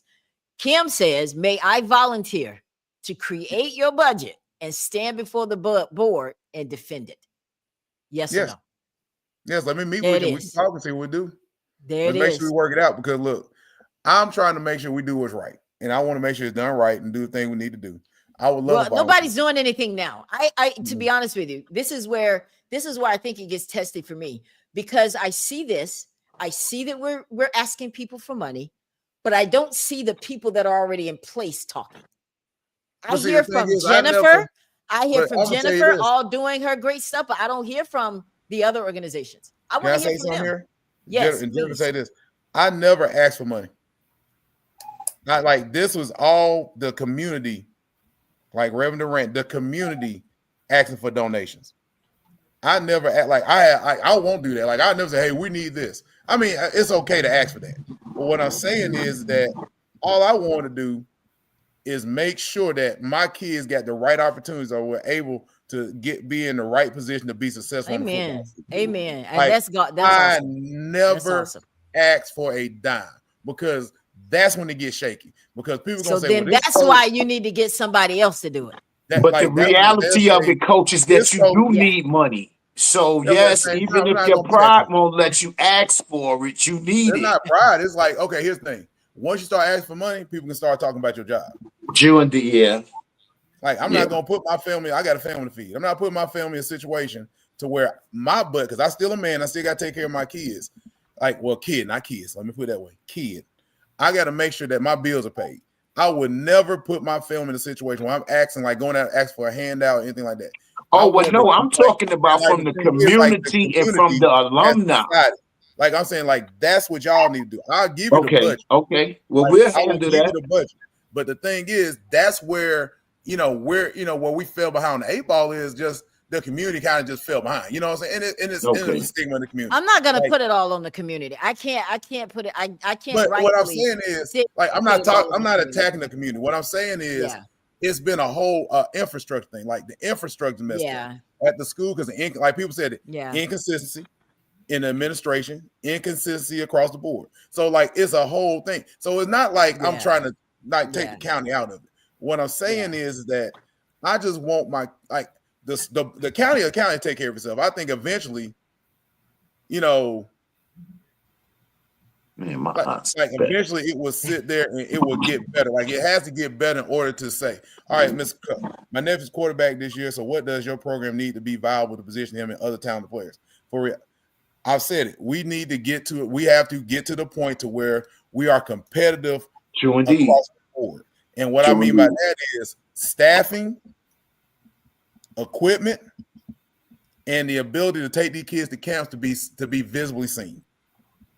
And camps mean a lot. Camps mean a lot. I can pay for the camps, but if I don't have the money to pay for the camp, you know what I'm saying? And I don't want the kids to say, hey, I want to take my kid to Alabama State. I want to be in my program to open up and say, okay, we're going to take the whole team to Alabama State. Okay. We're going to take the whole team to Akron. We're going to take the whole team to West Alabama. We're going to take Jaden got recruited. He's going up to UNA. I want to make sure he goes to UNA. But I want to make sure he has the film and the actual stuff better. You and they say, okay, let us get up here. Either play safety or DB or quarterback, because your nephew deserves a shot. And the only way he's gonna get a shot is making sure that we are on the equal playing field and we pull ourselves out of this and get to the point to where next year, going to the senior year, he's got everything he needs development wise to get there. And a lot of this stuff is not right now fixes. A lot of this stuff is not going to be fixed this week. This is a 2 or 3 year process. Yeah, true indeed. But the process has to start. Yes. Yeah. Once we get the process started for Jaden Howard, for my boy Jaden, is that people know it just haven't been like we put it on. Like, this is another thing. Like our websites. If you go to Monroe County website, people see it, and they're not going and clicking the button and looking it up. You know what I'm saying? Like, they see it, and that's where it comes into participation. Like, people are not like in some places. Like, if I took that Monroe, that like Excel, I did not Excel, but at Flomaton, I did the detergent sale. I had 12 wrestlers and made $12,000. So it sounds like Crystal is she's asking for a reason, because she knows a lot of people, Coach. And this is what I want. Okay, so like, hey, what do you need? Yeah. Well, we got the cameras. Like, look, Chris, Ms. Tucker, we got everything we need. We need people there to do it that can do it. You right. need bodies. Like, we need people there to do it right.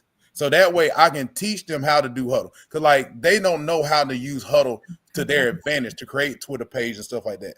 They don't know. And that's the thing, because the last few years it has not been used.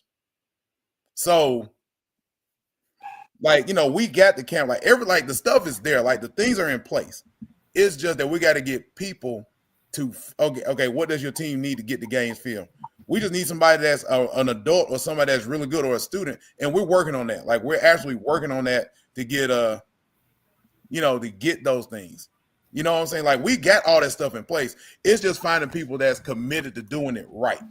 Like I said, or teaching somebody. Like, I got a guy that came in. He's like, I can come. I'm like, he's a former student. He did a good job. The fact he didn't know how to start and stop the camera. But I really want, like, he might not be able to do it 1 week. You know what I'm saying? So I need somebody that's consistent. We need to be able to post this stuff every week, because I'm getting, like, the past few weeks I had to borrow other people's film because it's just been up and down with how we record it. Other schools got the same issues. Not like nobody else has the same issues. Your camera could go dead. You can have a SIM card issue. Things can happen. But it's becoming a glaring issue that we haven't got to that point yet to where I wanted to be. And I wanted to be, we got the camera, we got the tripod, we got the iPad, we got headsets. We're starting to get that stuff. Like, we have all those things. We got a drone coming. But we got to have people that got to work it too. You know what I'm saying? Because then when we got the end zone copies, we got those things. And SEC coaches can say, all right, we're coming down here to pick this kid out because we know this kid can do it because he got the highlight. We also need somebody that can teach him how to use Twitter. You know what I'm saying? Like, teach them how to post to Twitter and how to, set the links up. So to answer her question about being viable, it sounds like you need people around you. You need to surround yourself with people. Because like at Magador, like for example, at Magador, like we designated somebody who was basically like the recruiting coordinator. Like, what do y'all like? They're ignoring us. I'm trying to answer your questions. Right. Like, I'm really trying to answer your questions. Yeah, I know. I can't even see what they say. No, it's okay. So I'm pulling the comments up later. They're not coming in real time. Okay. Because there's so many comments. So like, when it comes down to it, like, how can I put it? Like, you got to have a video. Like, these bigger schools have like a recruiting game coordinator or a video coordinator. You see what I'm saying? Like, that's a person that's a higher person staff. Like, their position coach, like our receiver coach at Magador was also our Twitter. Like, he posts on Twitter all the time. He was very versed in Twitter and said stuff like that. We taught our kids how to create we made their highlights. Like, literally sit down and we went through and clicked and started the stuff on their best tackles or their best things and stuff like that. You know what I'm saying? And then they got it and made their own, their own little thing. And we had several kids recruited, you know what I'm saying, made their own highlights. So we got to teach those kids that, because that's how they get seen. And like she said, Titus walked on. Titus is a great athlete. Wow. I walked on, just a whole different ball game. You know what I'm saying? But nowadays with the access to social media, and the things of that nature, you want to get that kid an opportunity across the board. And like I've had conversations, like they just don't get seen because guess what? They don't have their games where we don't have film of the kids from last year. Like any, you know what I'm saying? Like you can't, like I refuse to go into a game and not be able to trade with teams because we don't have anything. You see what I'm saying? Like we got to be able to trade and go down, break down film. Like I refuse. Yeah. I've been in that other side of the room where I've heard the conversation about schools like my school. Now, I say my school, Monroe County High School. Like they don't have this, they don't have that, they don't have this. So, Coach, if your problem is in asking, it might not be you're not getting because people don't have it. You're not getting because you're not asking. We have to ask for the right things, right? And Crystal made a good point. She made a good point here. She said you have 100 people available that can raise $100K among your alumni, but until we can talk business and development of the whole player versus just football, it's not going to happen. We have to know that the return on the investment extends beyond the football season. Okay, let me put it this way. I am not just a football coach. I've said this over and over again. I'm an educator. Okay. I just carry the torch as the head football coach. And when people sit there, and I get a little insulted when they say that, when I got a kid I got 4 kids right now that's playing on TV in college. Literally. I had one in the NFL. I got kids in the military. I got kids that I dropped off of college myself personally because I know that's what they need to do. That's what they have to do. Like I've said it over and over again. Like football is going to end. There's got to be a plan for it. Absolutely. Like, what is your plan going into your senior year? What is your plan? And when I sit there and I talk to the kids in there, like my center Marquise,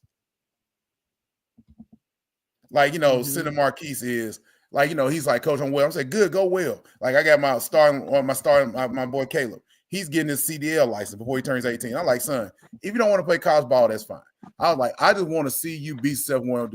I see that you're doing all these things. I see that you're trying to get here. You know what I'm saying? I see that you're doing all these things because after football season is that I'm talking about the whole year, like athletic checks. I'm from college. We're going to check those grades. Like, I'm not sitting around and being like, oh, I don't care. Like, I care more about them just playing football. I do. I care about them graduating high school. I care because that's going to reflect on me. I don't want to be that coach that say, oh, I got you eligible. You had a 60 all the way through school. When you get out, you can barely find anything to get a job on. Like, I don't want to be that guy. But we also don't want to be that person that kids have talent to play football and nobody's seeing them. And that's what I'm saying. Like, there's a tangible thing. When a kid has the grades and the kids have the thing they need to do, it's going to work. Like, if any kid in our school, if their GPA goes from a 2.3 to a 3.0, if I make sure I'm on them in every class, including the career tech classes or they core class, not core class, but just class in general electives, where it's a GPA booster. That's the first thing, because that's one of the reasons I guess I teach ninth grade. I had the same conversation with them. Like, look, we got to make sure we get you off on the right foot, because guess what? If you screw up in ninth grade, you're catching up the whole time you're in school.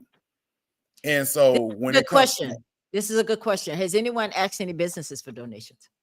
Yeah, and a lot of times the business, because their kids support, their kids go to other places, they won't support, even though we do business with them. People are at the school do business with them.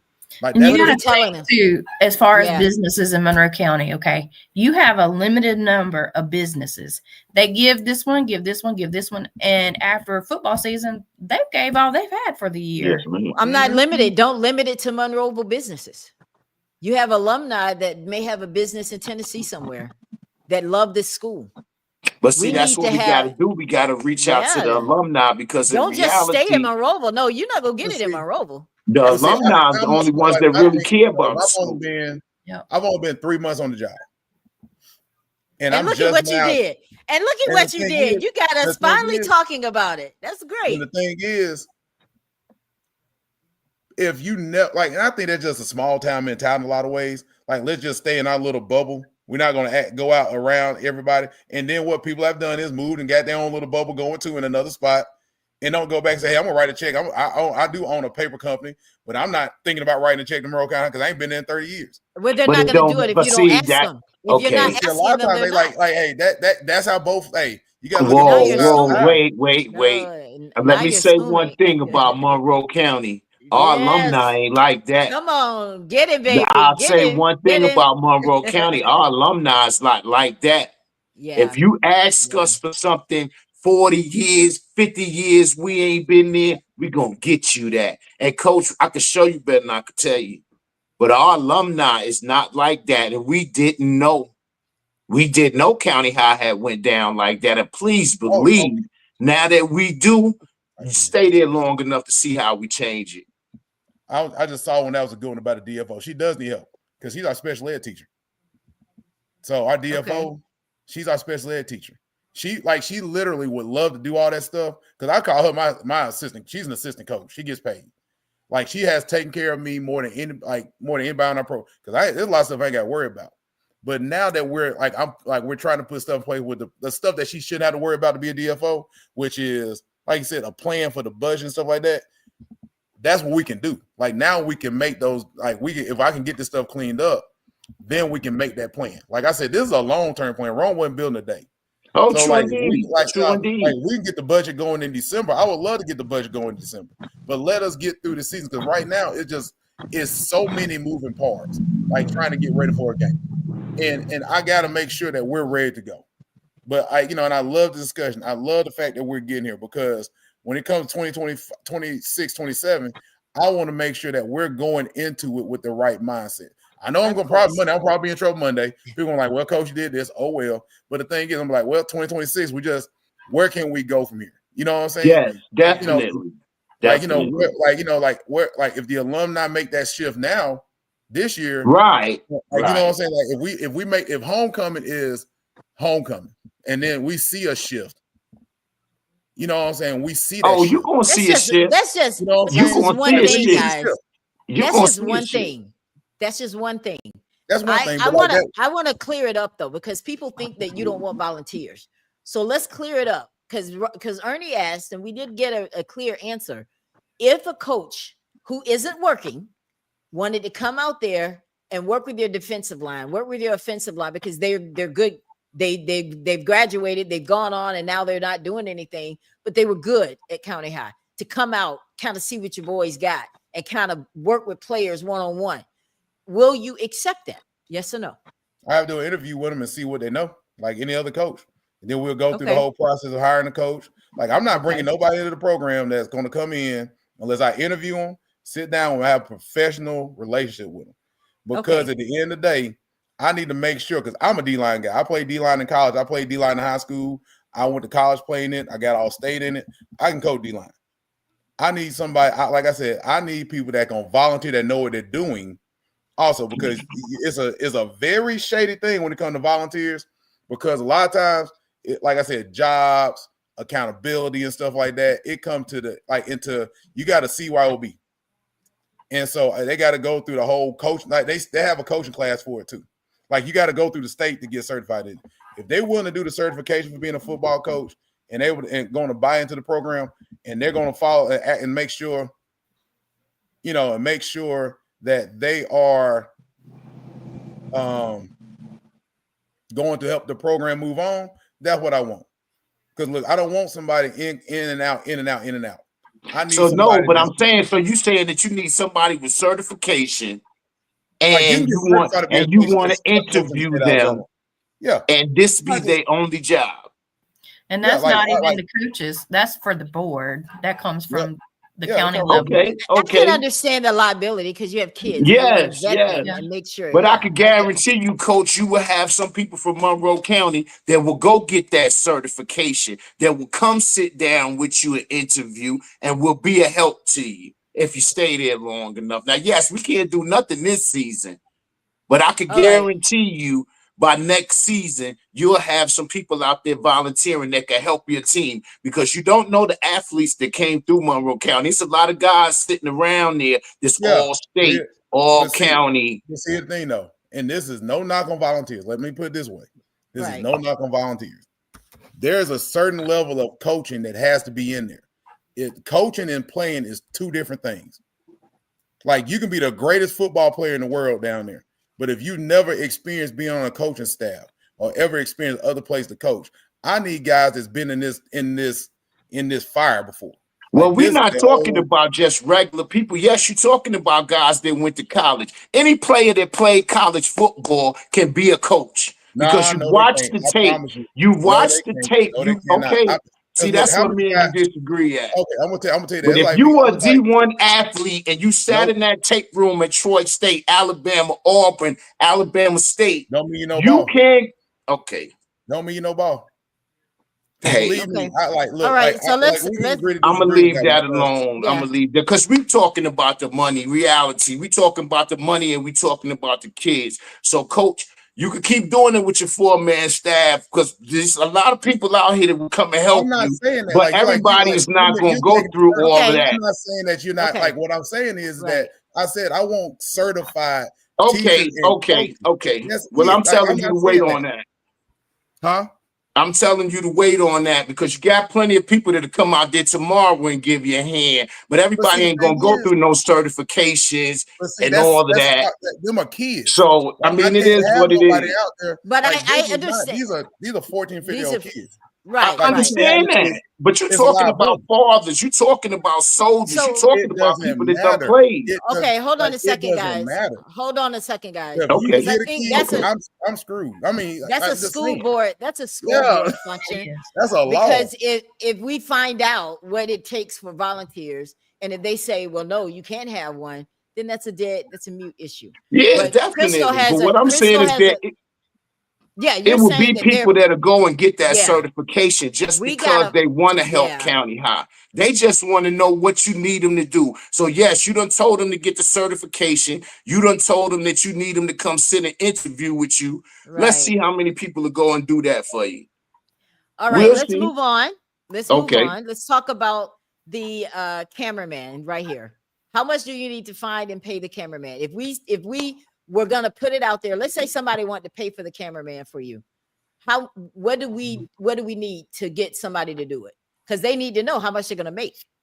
Because nobody's gonna do it for free, maybe. So I what mean, $10 an hour per what 2 hour game, 10 hours? I think most places I've been, the cameraman volunteer. Like I never heard somebody paying a cameraman for real. It was a volunteer. okay.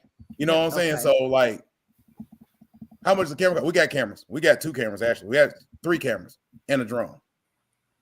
Okay, so we got cameras. We Yeah. just need people to run them. Yeah, just be able to do it. You know what I'm saying? Like now, some people charge. Like I've never, like I said, I've just never had somebody that was, being at a place where the person charged. So why don't you guys give the kids in the career, give them some credit for some class work to come out and volunteer? Use these kids that you have. I do have kids that come out there. Like I have kids that are my managers and stuff like that. Like we have certain things, but when it comes down to it, there are certain things adults need to do. You know what I'm saying? Like what I'm saying. Like the cameraman thing is, like I said, we're working on that. Like we're finding a solution to work on that. Like right now, like we're literally Monday having a thing where we're going to find a kid that's reliable that can get on and video. You know what I'm saying? You know what I'm saying? And the thing is, there you go. And that thing right there, we can't even afford that. That's the sad part. I even called around to see if we get a trainer to come, and the trainer down in Gulf Breeze said, "I don't have it. I can't afford to send your system can't afford to bring it." That's exactly what they said. They said the much it would cost, the system would not have. I mean, I made that call Monday. Like the trainer at Demopolis called, sent me a message, sent me the text, hey, call this guy.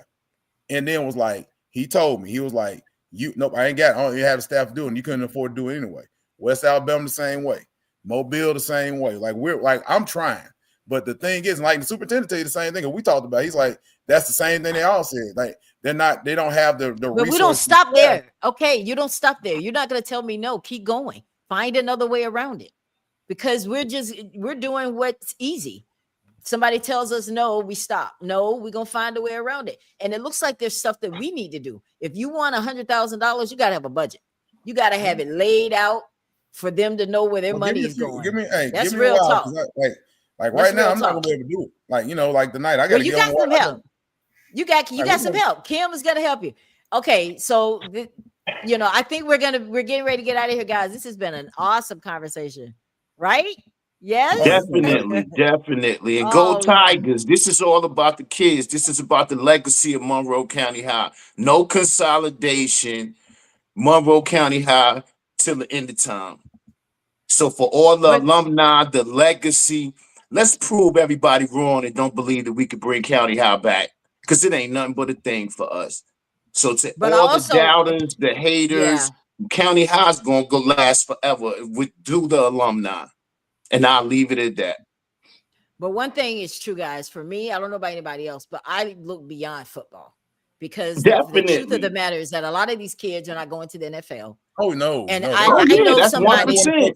I mean, it's like it's definitely like not NFL, and like it's very fortunate, a walk on or not, to get a college scholarship. It's hard because you compete with everybody, so they definitely have a plan. And the thing I don't want you to miss. I don't want you to miss your moment, Coach, because we don't know how many people are watching this broadcast. We don't know who can write you a check tomorrow. Okay. Right. So hear me out. So what we need to do is, I want you, Coach. I don't want anybody else to talk. I want you to talk and say to the people that are watching this, why should they invest $100,000 in Monroe County High School and its football program? Or are you asking for just the football program? Why should they invest? Well, I'm gonna tell you this right now. I would never ask for money for a football program because I believe all sports in our school need the funding. The whole program needs to be supported. And I've always said, if you want to see us be successful, invest in our kids. If you write a check for $100,000 and you write it to the right people, and you earmark it for athletics, or you earmark it for each sport, I promise you, it will go to those sports. I will make sure that we sign it off right and we do it right. Because if they don't, I'm gonna call them out on it. Because I really do believe that if you invest in the program and you're a Monroe and you have pride in the program, it will prosper. And I'll put my job on it because I'm gonna do everything I can. You walk in that field house, or you walk in the weight room, the classroom, whatever, I'll make sure every kid on the track team, every kid on the volleyball team, every kid will lift. And you can go back and look at any school I've been at. People ask me to make sure the kids in the weight room. I will develop the program themselves. If they want a weight program, I will do the weight room myself. I will make sure that your investment is ready. Like, I will make sure that we will make sure the kids are getting their grades, that we're investing in them and not myself, because it's not going to my pocket. You know what I'm saying? Like, I'm just trying to fill a gap. Like the dudes, I'm just trying to fill a gap. I'm just trying to be that person that the kids can look at and be like, that one point they say, that man right there is consistent. Yep. He ain't talking about money. He ain't talking about his own personal feelings. He ain't talking about stuff. He's talking about us. The kids are the investment. I need the money to be able to, or we need the money to be able to invest back in our kids. Exactly. And like I said, I never asked for money. I asked to invest back in the kids. It will be you will see the field being developed better. You will see equipment for all the sports being where they need to be. The kids will have the jerseys, the helmet. I probably ain't going nowhere else because by the time it hits the account, it's going to be spent on everything you look at. They're going to be wearing it because I don't believe in them sitting there like, I'm just going to hold this money. We're going to have, like, the kid need cleats. They're going to be able to get cleats. They need a girdle. They need a girdle. Pants, jersey, helmet, shoulder pads, that we can make sure that these kids have sustainable stuff. You know what I'm saying? Because when it comes down to it, this is what is needed. We need to get there. Now, I wasn't expecting it to blow up like this. And I'm, you know what I'm saying? I'm glad we're having this discussion. But at the same time, if the kids don't have it, that's on me. I got to make sure my kids and your kids have what they need safety-wise. I mean, it's legitimately a safety issue. Like, you can't develop a football program and everybody having to borrow shoulder pads or helmets. No, definitely not. Like, you can't develop in the weight room when you don't have it. You got to have the money to have it. You know what I'm saying? My thing is, I have a couple more questions before we get out of here. Who else have you had this conversation with besides this show tonight? Nobody. Like, you know, I've had conversations like talking about it, but like I said, how can I put it? When I made the post, I wasn't expecting that. You see what I'm saying? Like, the news and you were the first two. I was like I said, I went to sleep, knocked out, woke up and I'm like, what the heck just happened? I know, right? I was like, hold on. I'm like, I'm still like, but it was needed. It was needed. You created something. You did. But I don't want you to miss the moment because you have a lot of help right here. You have, because I told you, I said, when we do the show tonight, I want to see an itemized list. There was a reason I was asking for that, because see, people the thing want is, like, to you see asked me where, for some, like, you asked me something I just physically cannot provide because I don't have the time.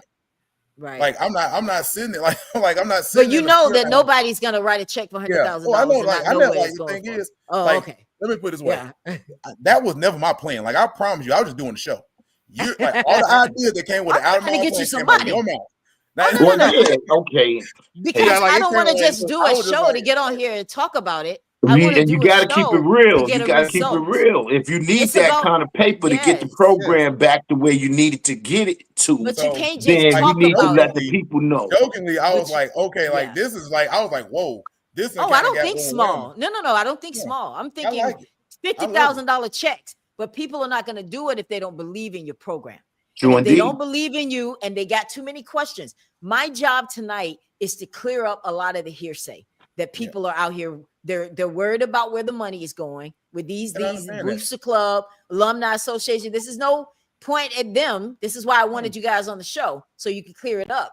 But with all that kind of people, when people are thinking about that, they're not going to be as excited about the program. But if we clear all of that up, let them understand what the rules are. The state doesn't do this, guys. The state worries about education. They don't worry extracurricular sports. They don't worry about that. Okay, well, we know now that the state is not looking at us because we just black. They're looking at us this way because that's not what they do.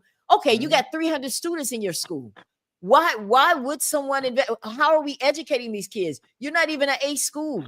You have so many things going against you. You got the violence and stuff. You got to be able to answer those questions to people who have money. Don't miss the opportunity. I want you to go back, look at some of these comments that people are saying, please, because they're coming in so fast. I can't pull them up fast enough, but you should read them. If we are serious about helping Monroe County High School, we got to do it the right way. And it can't just be about football. We got to be about these kids. If you love these kids, don't just say, I'm just doing good enough for them to graduate and I'm moving on. No, make sure they're ready for life. I've had too many people that I'm friends with in Monroeville that tell me that kids come to their companies to apply for jobs and they can't even spell correctly, or they can't even present themselves well in an interview. We're not setting them up. If we put them out there like that because all we worried about was football, then we're hurting them. Can I say something? Yes. Can I say something? Please. That's not a football issue. Like I've said the same thing. Like you got adults now, they don't know how to interview and come in the thing because nobody has taught them professionalism. And that starts at home all the way through. I'm just gonna be real with you because when I grew up, my granddad said you wear a shirt and tie interview, not jeans. Okay. All right. Okay. Now you're talking some real stuff. Now you're talking real stuff, Coach. I didn't walk I'm not walking around cussing people out and grown folks out like they are now. But I had this discussion. I said it's like when people say kids are different, I gotta realize I'm the parent of the generation. I'm sorry, but let's put it this way. If you're 40, if you're in your 45, 50s, and you're talking about the kids, these are our kids. Yes. What are we doing? Like, what are we doing for our kids? Like, are we doing at the house for our kids? I can always say, hey, don't cuss at practice. I'm gonna up down you in practice. I'm going to in class, don't cuss. I'm gonna write you for not cussing. But it's okay at the house to cuss and cuss out your mom and stuff like that. Okay. That's a whole different ball game. Okay. If I give a 9 o'clock curfew, I know y'all parents are not out there letting your kids cuss y'all out. I know that's not. I'm just saying, like, look, I'm saying, like these kids can, like kids, like these kids now, they can cuss a little freely sometimes. I remember when I was in school, if I cut, like my mom looked at me like I was scared. I was get like, okay, my mom dead, my grandparents dead. I was 30-some years old. I still wouldn't cuss in front of them. Okay. Like, that's respect. That's respect. I don't know. I'm like, granny just looking. Look, I didn't want to. I'm just being honest. Coach, check this out. This is another opportunity. Alfie Smith is Roy Jones Jr.'s basketball trainer for 30 years. He was on my show Thursday night. I saw the show. Telling you, I will get some signed gloves from Roy Jones Jr. and auction them off for your program. Wow, that's big. That's big. That's big. I saw your show, and I want to give him a shout out because in that show that you did, they talked all about the legends from County High. We done had some hoopers come through there too. From Ron Knight to Lloyd Patrick to Craig I'm gonna be real Johnson with you. to the We got a Derek good Robert. basketball team coming up. I'm telling y'all, this basketball team we got is pretty good. I can't wait. Like they're coming out. They might be a state. They can make a run this year.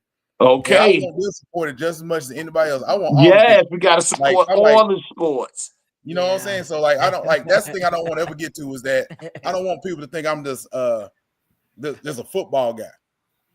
Like, you know, well, see, Coach, when we came through, everybody played multiple sports. So if you was on a football team, you ran track, you played basketball, you played baseball. So it's all about Monroe County High School athletics and these kids. So here's the thing. This is why I was asking who else you talked to about this. Russell Clausell Sr. says you need to address the school board with these concerns. Okay. Are you ready to do that? Are you willing to do that? I will. Like if it comes up to it, I will. I have to. I go in there and talk to him because it's almost right. I mean, it's like a no-brainer because we had school board people that jumped in and helped with what was going on. Yes. As far as my part. Oh, that's nice. They know. Like shoot, I know people like you know, like this is very anonymous.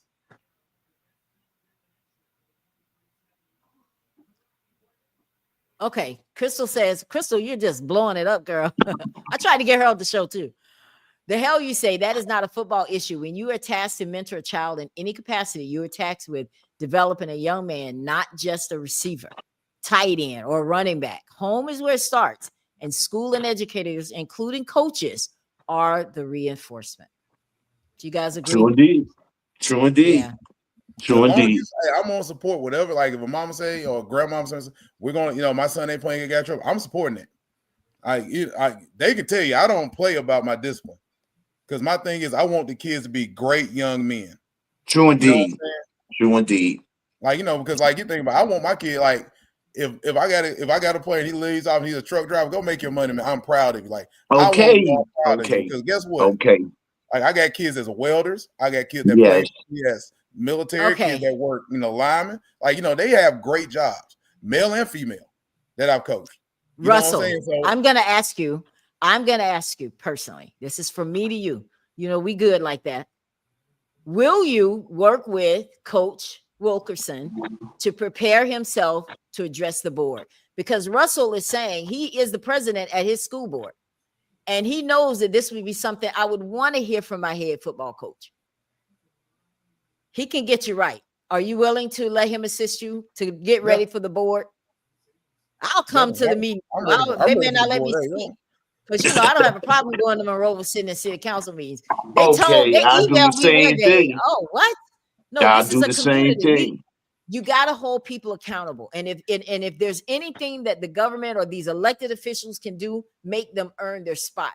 I just don't know exactly what it is that they can and can't do. I don't know. I'm going to be honest about that. I don't know what the school board is all about. What is it that they do offer? But if they offer what we need to go to them. Okay. Hands down. Okay. And when the community see you doing that, they'll be more than willing to help because they see you going at the other stuff first. I'm just saying, just my 2 cents, right? Just my 2 cents. Dave, you're absolutely right. You're absolutely right. All right, guys. But in the end, it's all about these kids. So everybody get out to these games. Go support the kids in all the sports, volleyball, track, football, baseball. Let's get this band back together and let's get County High right. And guess what? Red, we do Monroe County School Board right there. Look at that. School board. I'm here, Coach. I hear you loud and clear. She came to my room yesterday. Like we talked yesterday. Like it's no like I've always said, it's about the kids. It's not about me, it's about the kids. Okay. And like, it is what it is. It's about the kids. Thank you, Sabrina. Thank you, Sabrina. President of Monroe County Board of Education. They're definitely about the kids. And Coach, we appreciate you for letting us know what was going on. We really do. Yeah. Because there's a lot of us that didn't know. And you talk about the out-of-state alumni. I haven't been to Monroeville in over 30 years. And I will give anything and everything to bring it back. And I can guarantee you it's 1,000 people like me. Sabrina is a very good source. She's a very good resource.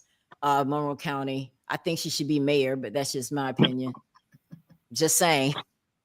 I thought you was running for mayor, Ella. Yes, I was confused. Like, I was like, oh, okay. Man, I thought you was running for mayor, Ella. There is no way in the world they would let me come up in there and be their mayor.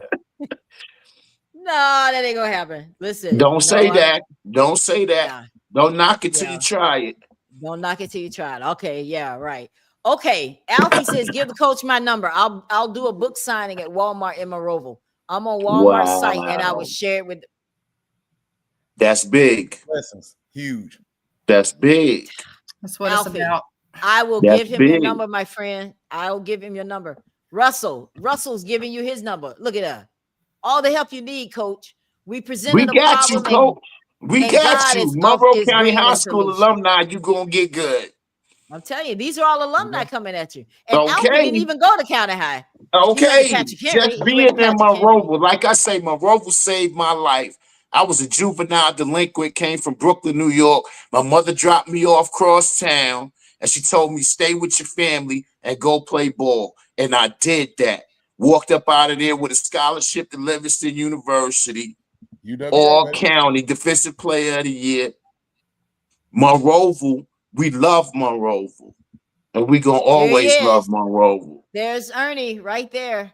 There's Ernie signing a scholarship right there. There he is. There he is again, defensive player of the year. Oh, look at my mama. God bless my mama. She's not here, but she made it. She made it to Monroeville. She was in New York, and that's the one picture I got with her my senior year, was her coming with me to sign my scholarship.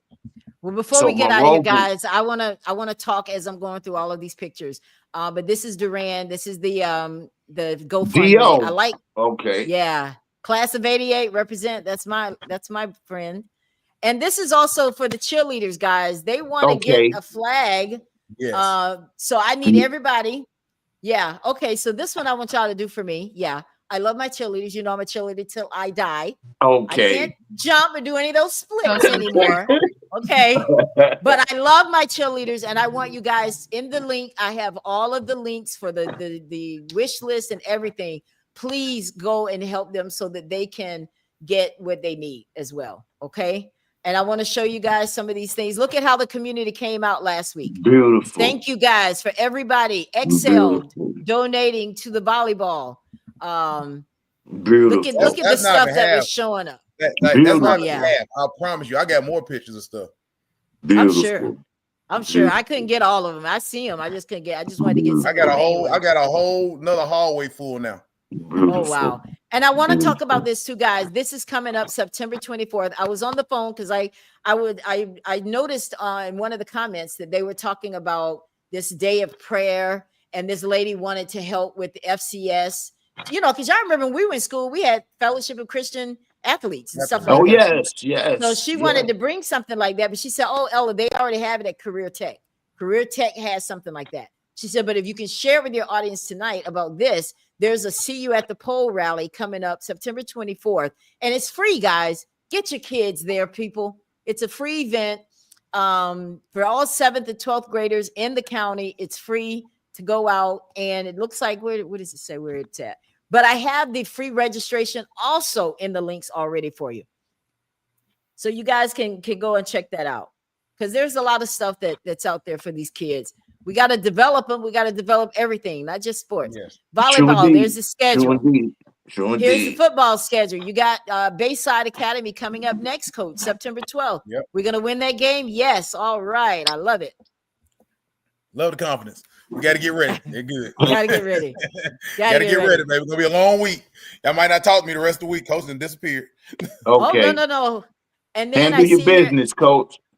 I really want Jennifer to talk about, because Jennifer, this is awesome. You spearheaded something really amazing in Monroe County, and I can't get off this show without letting you talk about what it is, what it means, and why you felt led to do it. I try not to cry. No, don't do it. It's all right, baby. We love you. Let it out. You passionate. This is from my heart. This is nothing but God laid this on my heart after I saw that Facebook post. And as a mama, I just know what it meant to my child, for me to be there, for me to hand them out snack bags, for me to provide for them as well as the others. And that's where it come from, is my heart.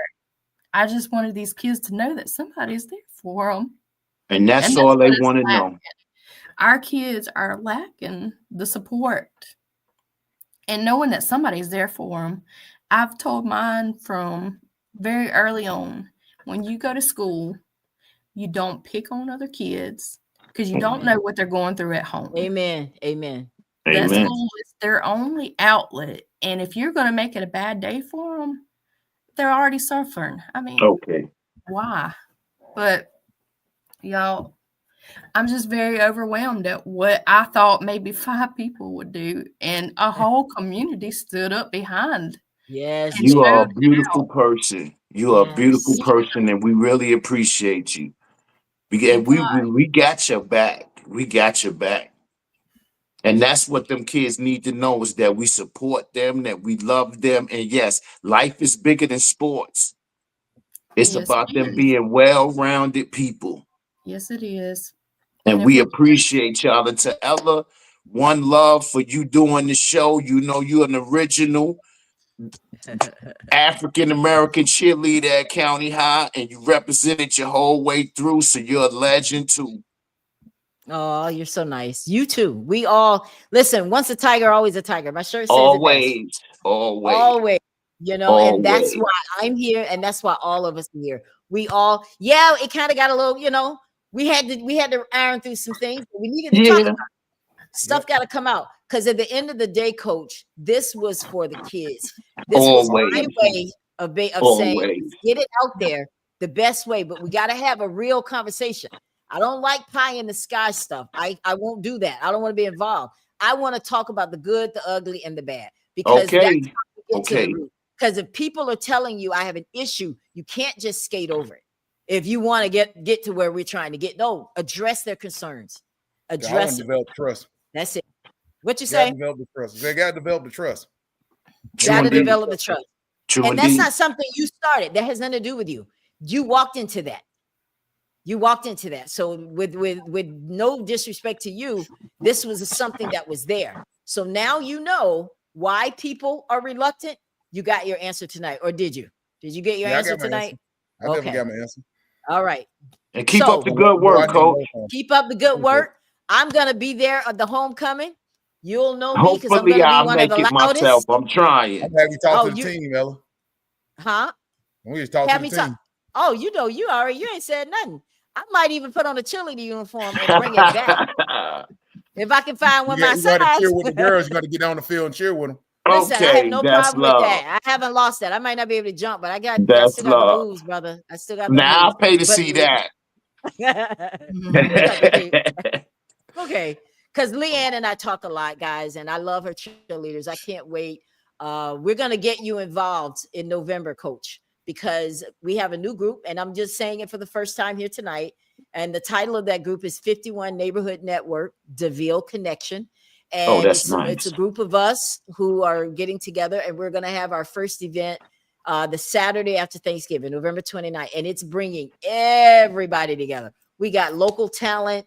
That's, you know, Hamp's son. Y'all remember Hamp was a legend. And his son definitely, Mr. Blackman. Definitely. What? Well, definitely. Just a beast. That's what I'm saying. The athletes that came through is just unbelievable. Yeah. So we're going to have a big thing. So y'all look out for that. All right. Thank you so much, Sabrina. Sabrina is a gem. And she said it's all about the kids. That's all True it's indeed. all about. And that's what it is for all of us. Guys, we tried to cover all the subjects tonight. Y'all are bringing in so many comments. Sister girl can't even pull them up fast enough. But you guys, please go back, watch the show again so that you can get a full gist of everything that Tisha said. Oh, I still have my cheer uniform. Girl, really? Like, you probably can get in you. You should have seen her in the stands last night. I am mad at you. Well, listen, I can't wait. Any kind of torn anything. I want to come out here. I'm not responsible for it. Them stairs down there. Like Listen. You get down there, you can't get up. We got an ambulance in the corner. I'll make sure you get everything done. Man, look at all I need is I might need a little oxygen, but I got it from there. Tisha had her kids doing like this, and she was in the stands just to cheer. She still got it. You know they be embarrassed by their parents, but we'll sure be out there cheering for them. Yeah. All right, so here's what we got. To wrap everything up, Coach, you have Russell, who is going to help get you ready for the board. You have Crystal, who can help with everything.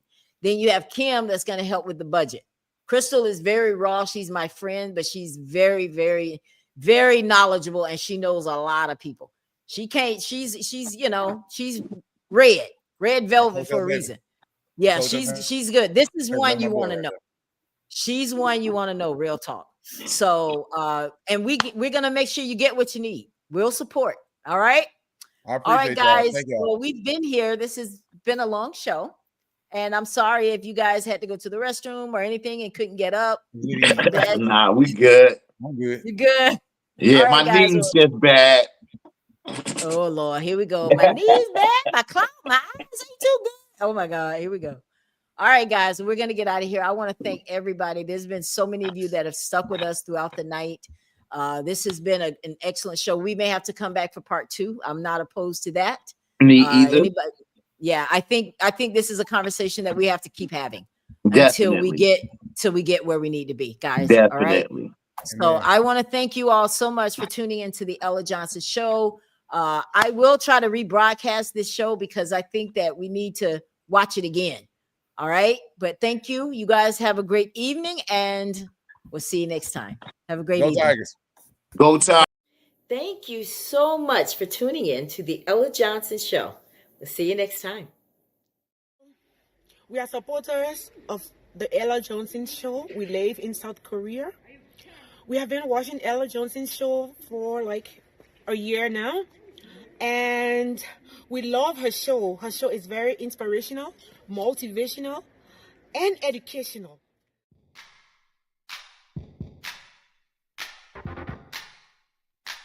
If you would like to be a guest on the Ella Johnson Show, send an email to theellajohnsonshow@gmail.com or send a text message to 407-334-6997.